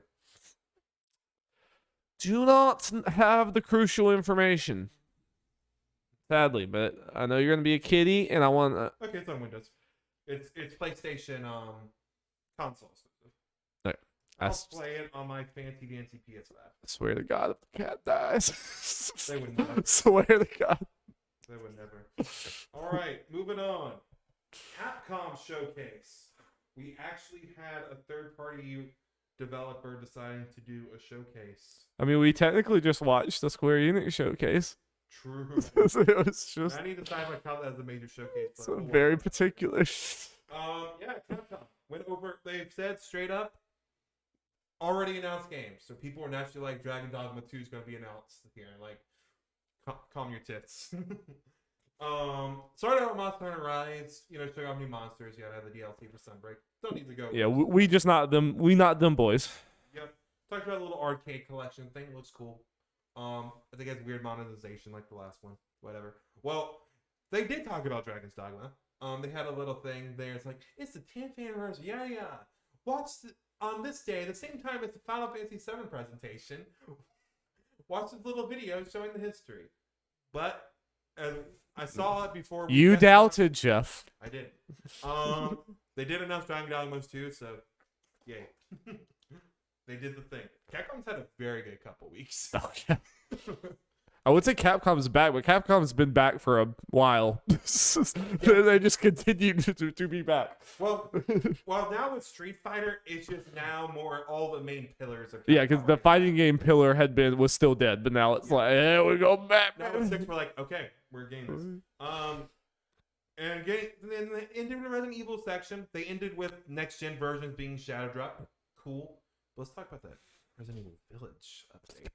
We don't need to talk about 4. 4 was there. We already talked about it. Adding a third person, which was long requested. Third person and VR. Damn. Yeah, I'm very curious how that's going to do. Very weird. Kind of changes the dynamics a lot. I feel like it can make it a lot less scary. I feel like. Yeah. I feel like I don't know. That just seems like that'd be hard to do. Those games just feel like they're made for first person. They are. That's why this took a year and a half to come out. I always was like, but is this needed? Like, is this really needed? I don't know. But Darby, it's one of those things where I look on the internet. There are a lot of. I mean, they mentioned it was the most requested feature, and it's true. There are literally people that are like, "Oh, Resident Evil Village is going to be good now." It's like just inherently first person. I would have to see it. I just feel like it's going to be a worse experience. I feel like it'll still be good, and some people it might be better. I'm of the opinion I don't care which one, as long as the game's good. I mean, because almost everything I think about being like when I think of the iconic Resident Evil 8 imagery, it's people staring directly into your eyes and getting uncomfortably close. I feel like that's like most of the like. And I think things. it's going to do the thing where it's going to revert to first person during at least some cutscenes. Yeah, because it's like, how are you going to be able to tell just how much taller Lady Dimitrescu is than you if you're not looking up at her, you know? Added new things to mercenary modes for the betting special purposes. Lady Dimitrescu did reveal herself. Yeah. She's going to be playable. Heisenberg's going to be playable. Chris Redfield's going to be playable. Again, I already feel like I should have lost before, so that's fine. So whatever.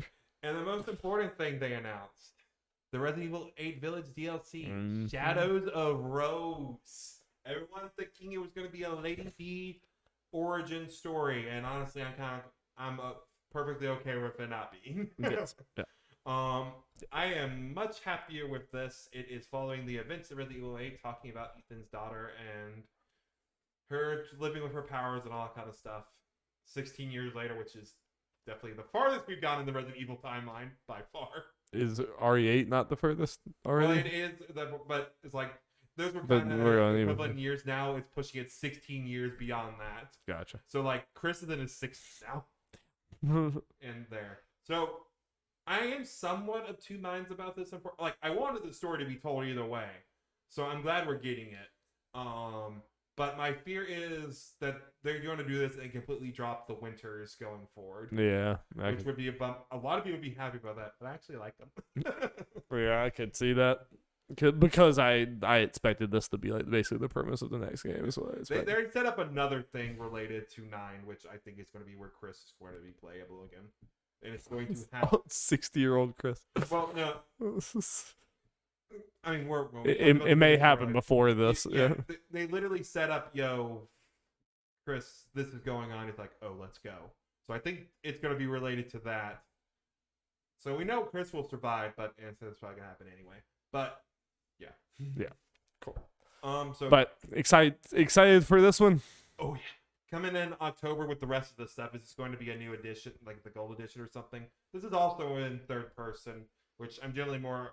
That doesn't weird me as much because this is a new thing for third person. Oh yeah. And it looks like this is going to go more straight up, kind of more survival horror-esque, maybe less actiony. Because we saw enemies, but it seems more like the world's going to be creepy, and that's going to be part of it. Because you're in like some weird mine dungeon thing instead of like the real world. Because you're going back to like Lady D's castle and the village and stuff, but it's a fake version of it. About going into we're going Persona here. Yes. So I am very excited about that, and that's a day one thing. Let's go. But yeah, just going into all the crazy horror games that are coming out into this year and beginning of next year.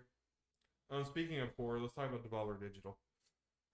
The scariest thing. The scariest suit on a mech. The scariest thing you can imagine. Devolver had the best things. We had the least amount of games.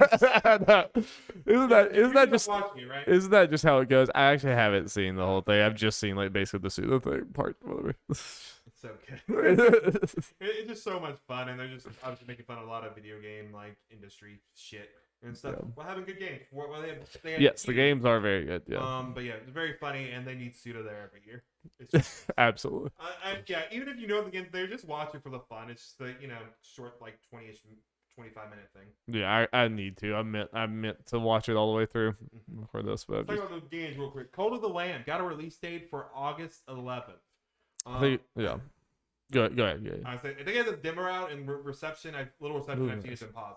Yeah, it looks very, very cool. I can't really completely decide if I would like it or not, but I mean, I might. I don't know. It looks very funny, and yeah, I might pick up that demo or whatever, because like there's a lot of stuff going on, and the base building stuff or whatever is very interesting. And yeah, it's like a normal action-y kind of gameplay.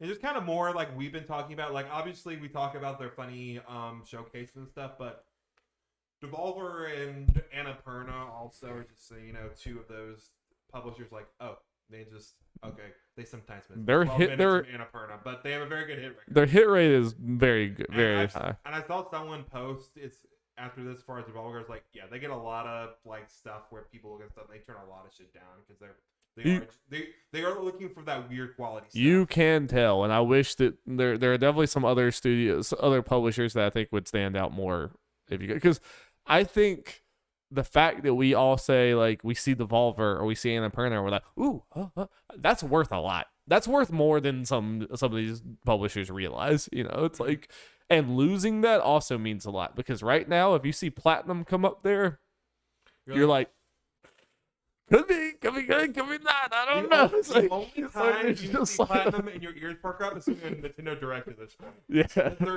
Because Bayonetta and Astral Chain was their last quality. Yeah, but like that means a lot, like having that or whatever. And that there are games that I probably never would have even like sought out or whatever. But it's like, oh, it's an Annapurna game, yeah. I was like, or even if it's like the trailer looks like kind of interesting, but I'm not completely sold. But it's Annapurna, it's probably gonna be good. Let's go. Like that's worth a whole hell of a lot. And yeah, Devolver has definitely reached that point.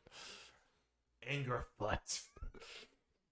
I know they like Blood played this one. I'm trying to completely remember. Like a weird first-person shooter thing, but you're doing a lot of kicking. And at some point, you kick both your feet up at the same time, but obviously you're no fall. Oh, yeah, it yeah. It looks silly. Yeah, it does. It looks fun. Yeah. And the next one is the most important one.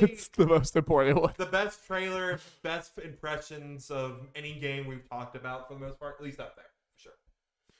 The Plucky Squire. Plucky. Squire. Like plucking a string. Yeah, definitely one of the best trailers just from 100%. 100%. It goes into it, you're reading the book, like art style and stuff is very cool. And like this just looks really good in general. It's just the book stuff, you're like, okay, I'm in. Mm-hmm. And then he jumps out of the book. Sure. It's leading, you're like, oh, and you would think normally that'd be the end of the trailer, and they're like, oh, we'll show you this later. It's like, nope, it just keeps on going. Yep. Showing the 3D stuff and then jumping into different stuff like mugs, showing different styles of gameplay. It's like looks very Super Mario Odyssey in a lot of ways. It like gives me that Nintendo charm or whatever with that. And funny just enough, one of the main guys from it's someone who just left the Pokemon company. Nice. One of the art directors from there. Well, and also one of the things that I would worry about, because I actually heard the allies talking about this before I saw the trailer, and like one of the biggest things I was worried about with like kind of a smaller game, like maybe a more low budget thing like this or whatever, I would worry that it's like, oh, they have 2D and then they pops out and does 3D. It was like, oh, does that 3D look way worse? Obviously, it's a lot harder to do that or whatever. And it's like, no, it looks very good. I mean, it looks like the lighting and everything, it looks Pixar-esque in some ways. It's like, no, both the 2D and the 3D art style both look like equally really, really, really, really good, which is like, that's impressive, Yeah, I think this, out of all the games we've seen, has the chance to be like, I mean, I don't want to get too ahead of ourselves, but it could be an all-timer. I mean, it could be like a really, really, really, really good game. Obviously, we'll have to see, but like that's again, I talk about a hook. Your gameplay or whatever, like we remember that game. Yeah, we remember that game. That's all gameplay. Yes. No, yeah. Like easily probably, top 2-3 most memorable games of this whole event. Okay. We're about the 2-hour mark. I might skip, unfortunately, the best of the rest. That's okay. Do you want? I mean, if you want to pick out like 2-3 ones in particular that you're really excited about. I mean, I also haven't seen almost any of this. Do you want to just talk about Sonic Frontiers? Well, there is something else we got to talk about for Sonic Frontiers. You got to scroll up a little bit. Oh yeah, we haven't talked about this shit. We haven't. Okay, yeah, then we do need to skip that.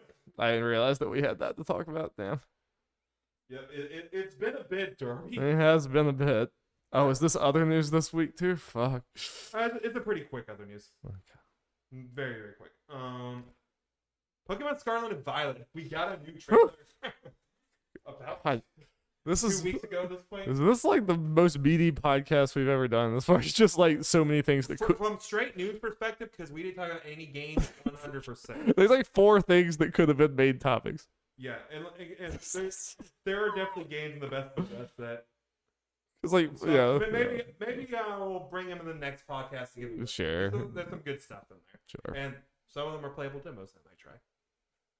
Oh yeah, Power World was one of them, and if you haven't seen what was what? Oh, Pal World. Oh yeah. Hell yeah. Yanni and Isla reacted to it. Yeah. I might pull it up after we're done. That's amazing. So there's a trailer. There's a demo. No, unfortunately, no demo trailer. Sorry. Okay. I was about to say, we gotta play that demo. Yeah, I'll show you the Okay, getting into Pokemon. Let me take that. Yes, trailer. Crazy Yes. shit happening. Confirming it is just fully open world. Yeah, baby. Showing off that, and then there is multiplayer for it's like up to 4-person people. You can explore the world together. What exactly that all entails? Yeah. We don't know. Yeah, I would put I'm going to be very positive this whole thing or whatever. That's the one thing I'm going to be very skeptical about is just like how that works and how expansive it is and how restricted you are. Because like that's very ambitious for Pokemon companies. Lucky for me, from my standpoint, it being bad cannot dampen my enjoyment. It can only increase it. Yes. But mentioning as far as the open world that you can go in any direction. And where you go is not dictated by the story. I'm like, okay, how's this exactly going to work? And I've mentioned to you, and I think this would be a cool way to go about it. It'd be different. It might be a little wonky, but as far as in Pokemon universe stuff, it makes sense and could be cool. So if they have gym leaders, and that's the way they go about this, because that's not confirmed that there'll be gym leaders. The way they've shown to work in at least some versions of the anime in games is they have multiple teams and multiple Pokemon, and what teams and stuff. Okay. That's been off. At least you can hear you when that happens, but it is annoying. So, they have multiple teams and Pokemon they use depending on how many badges the challenger has. So they could just do that way. And if they do 8 badges again, It would be crazy, but they could have 8 teams per gym leader. Have 8 what per gym leader? 8 different teams and leveling things or whatever. It wouldn't be like exactly 8 teams including different Pokemon, change? But they would have like potentially up to 5 or 6 like main Pokemon, and depending on where you meet them, depending on like what evolutionary stage and level and maybe how many there are and stuff. Yeah, because that's how it really works in the anime and stuff. Or at least some of the anime, different like games and within the anime, but now they can actually use that as a mechanic. Okay, so like I go face Biddly Bop as the first gym leader. He only has like 2 Pokemon, top one's level 14 or some shit, and it's first stage. I face Biddly Bop as the 8th gym leader. He has a full team of 6 that his ace Pokemon is fully involved, and like level 6. I can't decide if that's cool or if that's lame, because like I kind of, if you're gonna do this full open, like you can go anywhere, anytime, I want little Billy to accidentally wander into an area that he has no business being at and get destroyed, because I want that to be part of the process, like I want it to be, but like if someone wants to, they can try to just like go somewhere they shouldn't be and like win, whatever, but like I kind of feel like if you're going to do the open world thing, that should be part of it. Or like, I can see them going like a Xenoblade-esque thing. I mean, they kind of did this to Arceus to an extent, but Arceus is kind of linear as far as there are 5 distinct areas that obviously increase in level overall, but there are stronger Pokemon there. They go the Xenoblade route where every place there are much stronger Pokemon, but there might be just weaker ones at varying levels. Yeah. I imagine there is going to be some version of... So, I mean, are you thinking that the game is just going to level scale to you anywhere you go? I can see it potentially, and then having some Pokemon, particular Pokemon / areas within it that are or some specific level higher or lower, no matter what, just kind of give you a little variety in each area. Yeah. I got a feeling no matter how this goes, it's not going to be perfect, and there are going to be some criticism and stuff to it. But I think there are some cool ways to do it. Like, again, like doing what I said for the gym leaders will not be perfect, but it could be cool, and like it is something they say in it's different at least, and really makes you think that okay, I'm doing this story at my own pace, or there may not be gyms and a bunch of other crazy shit happens. Sure, yeah. Let's see. There are 2 professors, Sada and Toro. Dari, have you seen these professors? I have. Why are they? Why is she at least dressed like she's a cave woman? So the big thing, and it is shown by the legendaries. They haven't exactly shown exactly what it's going to mean about the past and future. Okay, yeah. She's supposed to represent the past. She's supposed to represent the future, and they these professors are exclusive to each version. Yeah, I didn't know that. And the legendaries kind of also do that because the Scarlet one looks more like a normal dragon, but in comparison to the Violet one, which is obviously Cybertronic, it's like cyber eyes and shit, and it's electric. It's obviously more future based and everything, and that's going to play a part in it. People are thinking Time travel? yes, people are thinking that has a very good chance of happening, and I don't think there's actually anything concrete about this, like anything really pushing it, but speculation shows there might be some Pokemon that have past and future versions. And those might be a form of like either like mega evolution or something, or like regional. Huh. Like that may or may not. That's probably not going to be the case, but it's something people are throwing out there. What if you buy Scarlet, you go in there to talk to her, and she's just straight up a cave woman, like taking her BC times, and she just can't talk. She's just like just making grunts. Stuff. You're like, oh no, what have I done? Because like, I thought like at first I was like, oh, she looks way cooler, and then I saw like her costume. It was like she's like a cave woman wearing a lab coat. This is strange. She's like, this is very odd.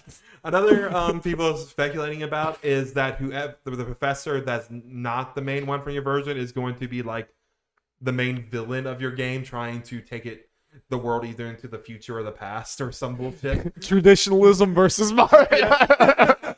Oh no, I like the Scarlet guy. Does that mean I'm a traditionalist? Oh no. Boy.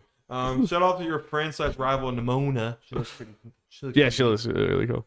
Showed off some new Pokemon. Got Pammy. I don't know how to pronounce it. The little rodent one looks like it could be the Pikachu of the this generation. I can't remember what oh wait, I remember, but there's some speculation it may not be it could not be it, or it might evolve, because, and this is one of those weird things that they could change at any moment, Darby, but this is the way it's always been.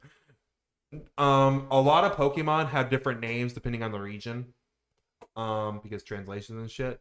But all the quote unquote Pika clones always have the same name throughout every region. But this one's already confirmed to have different names in different regions. So people think, okay, maybe it's not the Pika clone, or maybe it evolves or something. I don't know. It'd be cool because none of them, the Pikachu clones, besides technically Pichu, have evolved since Gen 2. Damn. They've all been one-stage Pokemon, so it would be cool if one just finally evolved again. Yeah, let them grow up. Yeah. We got little the little olive Pokemon. People were thinking it could evolve into like a wine thing. That could be awesome. Yeah. Just gets people drunk. Yeah, I think there are some leaks related to like someone who obviously knows some shit, because they called the legendaries. Right. Might have been saying it turns into the sexy grass Pokemon that are in a lot of these things. It's not just Gardevoir, there's other sexy grass Pokemon. Well, Gardevoir's not grass, but yes. Yeah. Or the more feminine looking grass Pokemon that some of the more recent generations seem to have. And Lechonk. I don't remember any of these other than Lechonk. Lechonk. And he's the only one you need to remember. Only one that really matters. Funny enough, we might be changing the pronoun we use for Lechonk to female as we go on. Lechonk. Because the person who seems to know this stuff, it's been hinting about Lechonk could evolve to a more feminine Pokemon, because they showed a picture of like nice. Put lipstick on a pig or something. So it may not be a sexy waifumon, but it might be a waifumon. Hell yeah, the glow up. Yep. But as of right now, Lechonk, Lechonk trans icon. Yeah. At the moment, Lechonk, you have a spot on my team. Hey, Lechonk, I'll still take you when you're a sexy pig. I'll still take you. And then we got Koraidon and Miraidon as the legendaries, which, if rumors are true, we might get decently early in the game, and they might transform to different vehicles, and that's the way we traverse through the world. Because if you look at them, they both have wheels on their chest. Yeah. So people are pretty much convinced they are going to at least turn into motorcycles. Because they also have gas stations throughout the world. And like Pokemon stations or centers throughout the world are gas stations. We Final Fantasy 15 in this. Yeah. Which sounds fun. Yeah. Oh, interesting. Yeah. From an outsider's perspective, all this, if you want that at all, I do think this like obviously looks like the best Pokemon made yet, and it looks like the biggest step up from any Pokemon in the past. That I would definitely say. Yeah. And I think the whole open world thing seems a lot better. It seems like it's Arceus, but better. It's like and from the way, again, we'll see more like its functionality and just the way it looks. Like people are like, "Ew, this looks worse than Arceus," or "It's bad." But when you compare them, it's like it's more this. At least what we've seen so far, Scarlet Violet is more vibrant, and there's actually more like foliage and stuff throughout the world. I will say there are definitely times in that trailer where it's like there's times in the trailer where it looks rough. Where I think Arceus is kind of ugly for the most part. I think this definitely looks better than that, but there are definitely times, especially in the overworld or whatever, with like trees and grass and stuff in the background, where it's like that just looks like kind of green blur, green smudge. It does not really look like looking at it more and just kind of looking at other like Switch like open worldish games. At least I think we're getting closer to the point where we look at the graphics for Pokemon games and it's like, okay, we're getting to the point where it might be less Game Freak and more maybe the Switch they're finally, for the very first time, potentially reaching the edge of their hardware. Yeah, possibilities. Since they're DS days. Yeah, that was the last time you could really say that. Yep. And I don't mean 3DS, I mean just DS, or maybe even 3DS. Pretty much with their handheld days, pretty much. Yeah, they all look pretty good for those hardware. Yeah, so like it's still like I wouldn't go as far to say that it looks great like compared to all other modern games or whatever, just from a visual standpoint or whatever. I still think it's like it's one of those. So I think Arceus was the same way. There's certain times where I'm like, oh wow, this looks really good, and then it'll cut to another thing, and they'll cut back and ooh, it looks really good. It's kind of like back and forth. It's just inconsistent when it comes to that, but whatever. I mean, as far as like people are going to buy this game even if it changed nothing, I think this is way more of a change than I would have expected, which I think is very, very cool. And it's like definitely this is the most appealing a Pokemon game has ever looked to me. I still don't think I'm going to get it and play it, but like this is the most I've ever considered after watching a trailer. I was like, this looks kind of fun. I guarantee you I would get bored with it, but this looks fun. It's like this is the first time a game has looked appealing to me on my own. Whatever. So that's high praise coming from me for this series. Some other little things, little cute things. Probably a bunch of stuff we're forgetting, but won't worry about that too much. Let's say I forgot. Whatever. It looks like they actually. Oh yeah, it looks like Pokemon Might Follow You Around. They brought that back, and that's just going to be a main thing because they show the starters and like Pikachu following around. And it looks like they actually have like Pokemon size scaling, or maybe the right term for it. Like Pokemon are kind of like represented of their size they're supposed to be. Like some of the small Pokemon they showed are just really fucking small. Gyarados is gonna be like the legendaries.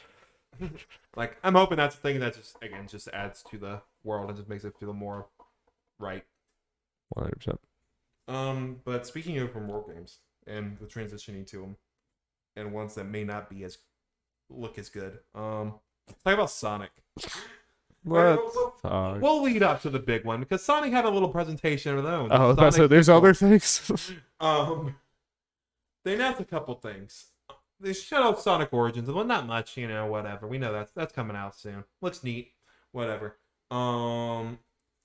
We got a couple clips from the Sonic Prime TV show that's coming to Netflix. Shadow the Hedgehog got confirmed, and most importantly, Big the Cat. Let's go, baby. Which legitimately gets me excited. Not necessarily like Big's cool and everything, and Froggy, that's hype as fuck.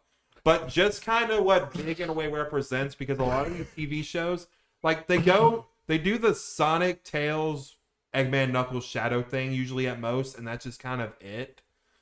Big shows me that they're at least going to go beyond that. Yeah. Which is exciting to me. I think you're still good. It's just maybe a little. Just keep talking. Okay. Showed off announced the Sonic Symphony Tour. Going to have a live orchestra going around playing Sonic music, which sounds fun. And they pretty much, I don't know if they actually said it, but in the footage they make it sound like Crush 40 is going to be there. Who that? The band who does like Live and Learn and Seven Rings. Oh yeah. I'm like, I don't want to go. Seven Rings in hand. Because they did the Sonic Symphony thing, but it was just a live stream because COVID and shit last year. And it was fucking fantastic. So going to that live would actually be very fun. And Crush 40 and stuff was there, so that'd be fun. They teased Sonic Frontiers Prologue was going to be an animated short that shows off what happens before Sonic Frontiers, and they just showed Knuckles standing in front of the Chaos Emerald, go like for 2 seconds, and that was the end. And now let's get to Sonic Frontiers. Okay. All right. Yeah, let's. Oof, the footage they decided to show for this game, Darby. Puzzling, Jeff. Especially since this was one of those games we talked about was actually playable at Summer Game Fest. And the reception for it was definitely more positive than people watching that footage. And people like, okay, it looks better than it plays. It actually runs at 60 frames. Yeah. And the world just looks better, which I'll just say it right here. I still don't think this is like a particularly great game, even with those stuff that people say, but yeah. Yeah, it's worth. To me, it's more just the like. Even if the game ends up being good or whatever, like later on, that'll be great. Sega, you've been making games for a long time. You're an old company that's been in this for a long time. It's true, Sega. Why on God's green earth would you put that out? Give that to IGN for IGN first thing, because they've said now that it's like that was a really early build and everything. Yeah. It straight up looks like a Dreams game. I mean, it looks early concept stuff or whatever. Like it's like Sonic's model is insanely stiff. The world is just kind of like barren and empty and just looks like a Unreal Engine test space thing or whatever. I mean, it looks like a Dreams game. I'm not even kidding. If you had told me that was a Dreams game, I would have believed you. Well, the way I describe it, and a lot of people described it, it's, whenever someone does it for Sonic or Mario, where they do an Unreal Engine like tech demo thing where there's realistic world with them there, everyone's like, hire that man. It looks like they actually hired that. And man. I don't even mean that in a like we're being exaggerating. It's like that's straight up what it looked like, and I'm like, why? Like, God, no! You kill that game by putting stuff like that out. Like, you kill hype for that game. I'm gonna be honest. It straight up looks so bad that anyone who was like, "Oh, this looks pretty good," I started questioning like, "Are we watching the same thing?" And there was, it was like the general concept of this like open world Sonic thing could be cool or whatever, but the execution, at least from that, looked god awful, and the music was just this like very generic sad piano music that matched nothing like what Sonic was doing there or whatever. It's like it wasn't even like a cool artsy Shadow of the Colossus thing. It just literally looked like they went on Epidemic Sound and typed in sad piano music royalty free and put that over it. It was like, boy, was it bad. But apparently it plays better. I don't know. Yeah. I mean, regardless of how much, I mean, even the people like Ben Moore from Easy Allies who said it, played better and everything, then I'll like, it was for times like, yeah, it was good. Yeah, I think the expectations were very low. My hype and potential hopes for it before the footage came out cratered. Yeah. So like the negatives to like, oh, I'm just never playing this game. Kind of like with Sonic Forces. At the bare minimum, I don't think it's going to come anywhere near the promise that you maybe thought after that trailer. Where it's going to be this open world. Yeah, what I was going to get is even with the stuff, it's like, it didn't help it too much. It's even with that little stuff, it's like, it still doesn't look. It's going to be passable at best. Well, okay, so here's also the thing. People have not been able to talk about it, but I know it's a thing because it's leaked, and apparently it is something. Well, another reason people think they might be a direct because the embargo for this is apparently the same day the rumored direct is supposed to be, but apparently there are sub levels in these worlds that are more like straight up Sonic levels in this, and that's going to break up the gameplay. And I think Ben maybe even hinted at it a little bit. They were saying it was like annoying, the things they couldn't talk about or whatever. The things they couldn't talk about make the game better or something. Yeah, it's like there's stuff like that breaks it up. It's like, again, even then, like, who knows? Maybe the stuff they show and make it look better. I turn around this some point. I go ahead and say this right now. Hold me to, I am not paying full price for this thing. I mean, I could see the gameplay ending up being like a Sonic game or whatever, like a passable Sonic game. The presentation of the world seemed very but even going that, like, even the stuff is supposed to make it better.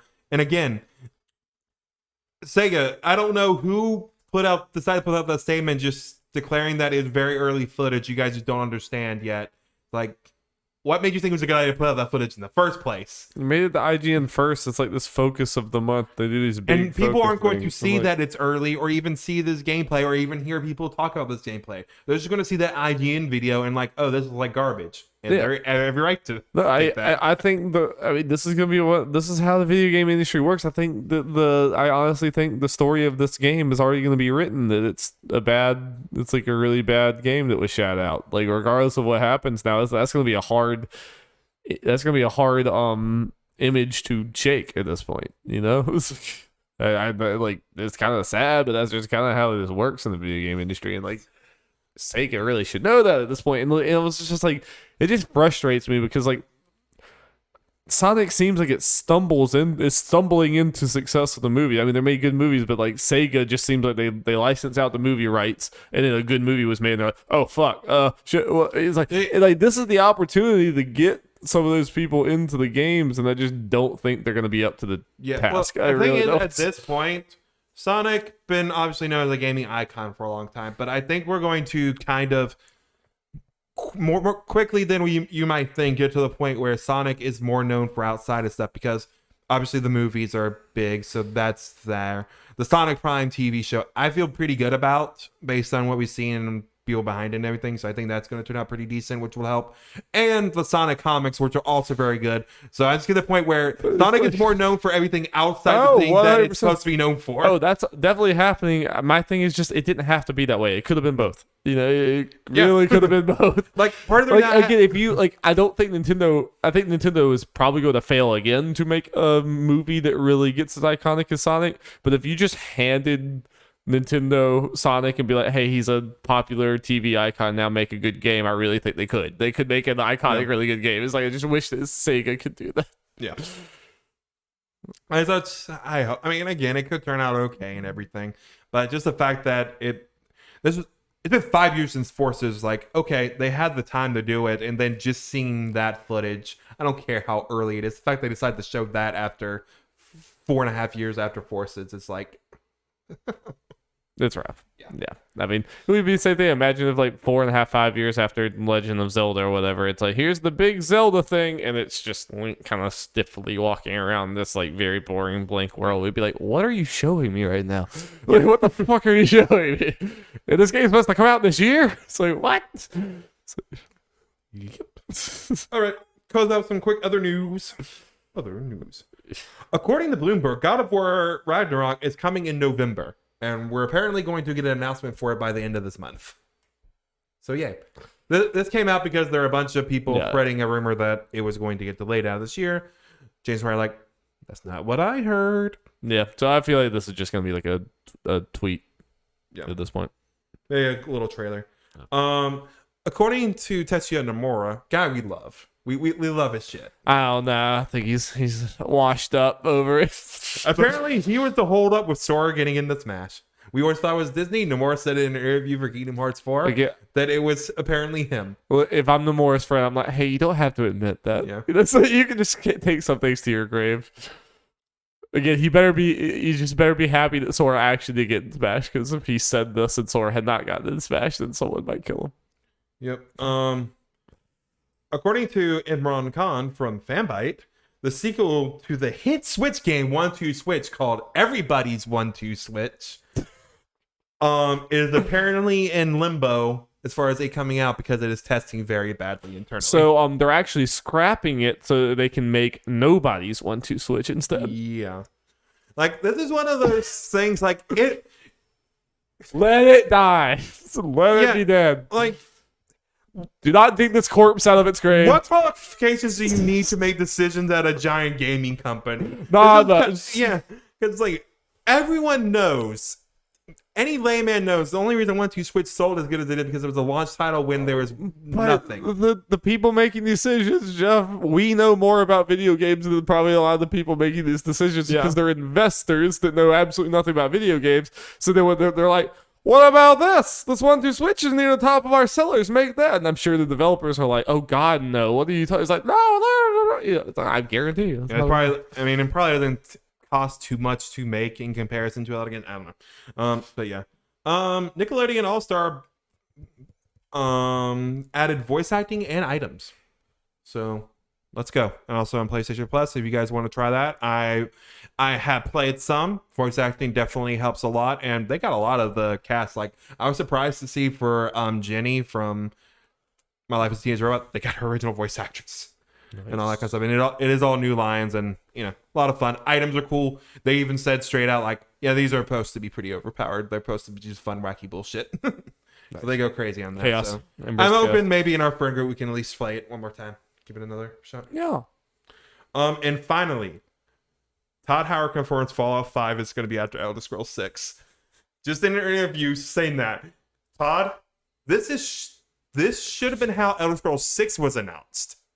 Instead of your giant last thing in a conference. After you announced the game that was also like 5+ years away. Yeah, I didn't even think about it because that would be like the equivalent of now if they were like, and now Fallout 5. I mean, it's like in a decade. It's literally the same thing. Fallout it was 6 was coming out. Starfield's the equivalent of that. Yeah. We had another game coming. You're right. Yeah, you're right.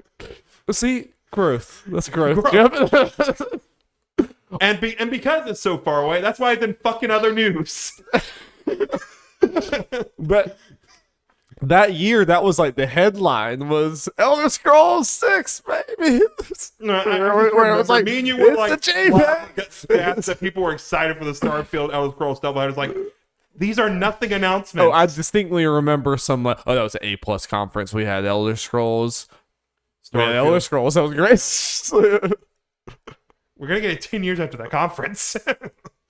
I was watching this big, it was zooming in over the world or whatever, Elder Scrolls 6, and then it goes away. I was like, well, duh, we knew that. We knew this was going to be You didn't even say where it was. You literally, I know nothing more now than I did before. And in fact, I remember like at that conference, I was like, this was negative news. This is bad news because it was, we're making Elder Scrolls 6, but we haven't even started working on it. We're making this whole other game in between. I was like, this is worse. This is worse than I thought it was. Oh, we're working on this other game that's barely even not really been started. And we're still there. We're still at the same spot. Yeah. That was like many years ago. That announcement happened. They're still not working on Elder Scrolls 6 yet. They still haven't put that game out. That's 2017 and 2018. Yeah, 17 sounds more right to me, but I don't know. Something like that. So it's been in at least 4 years. That's 2.5 hours we need to end this damn podcast, but boy, that was a lot of games.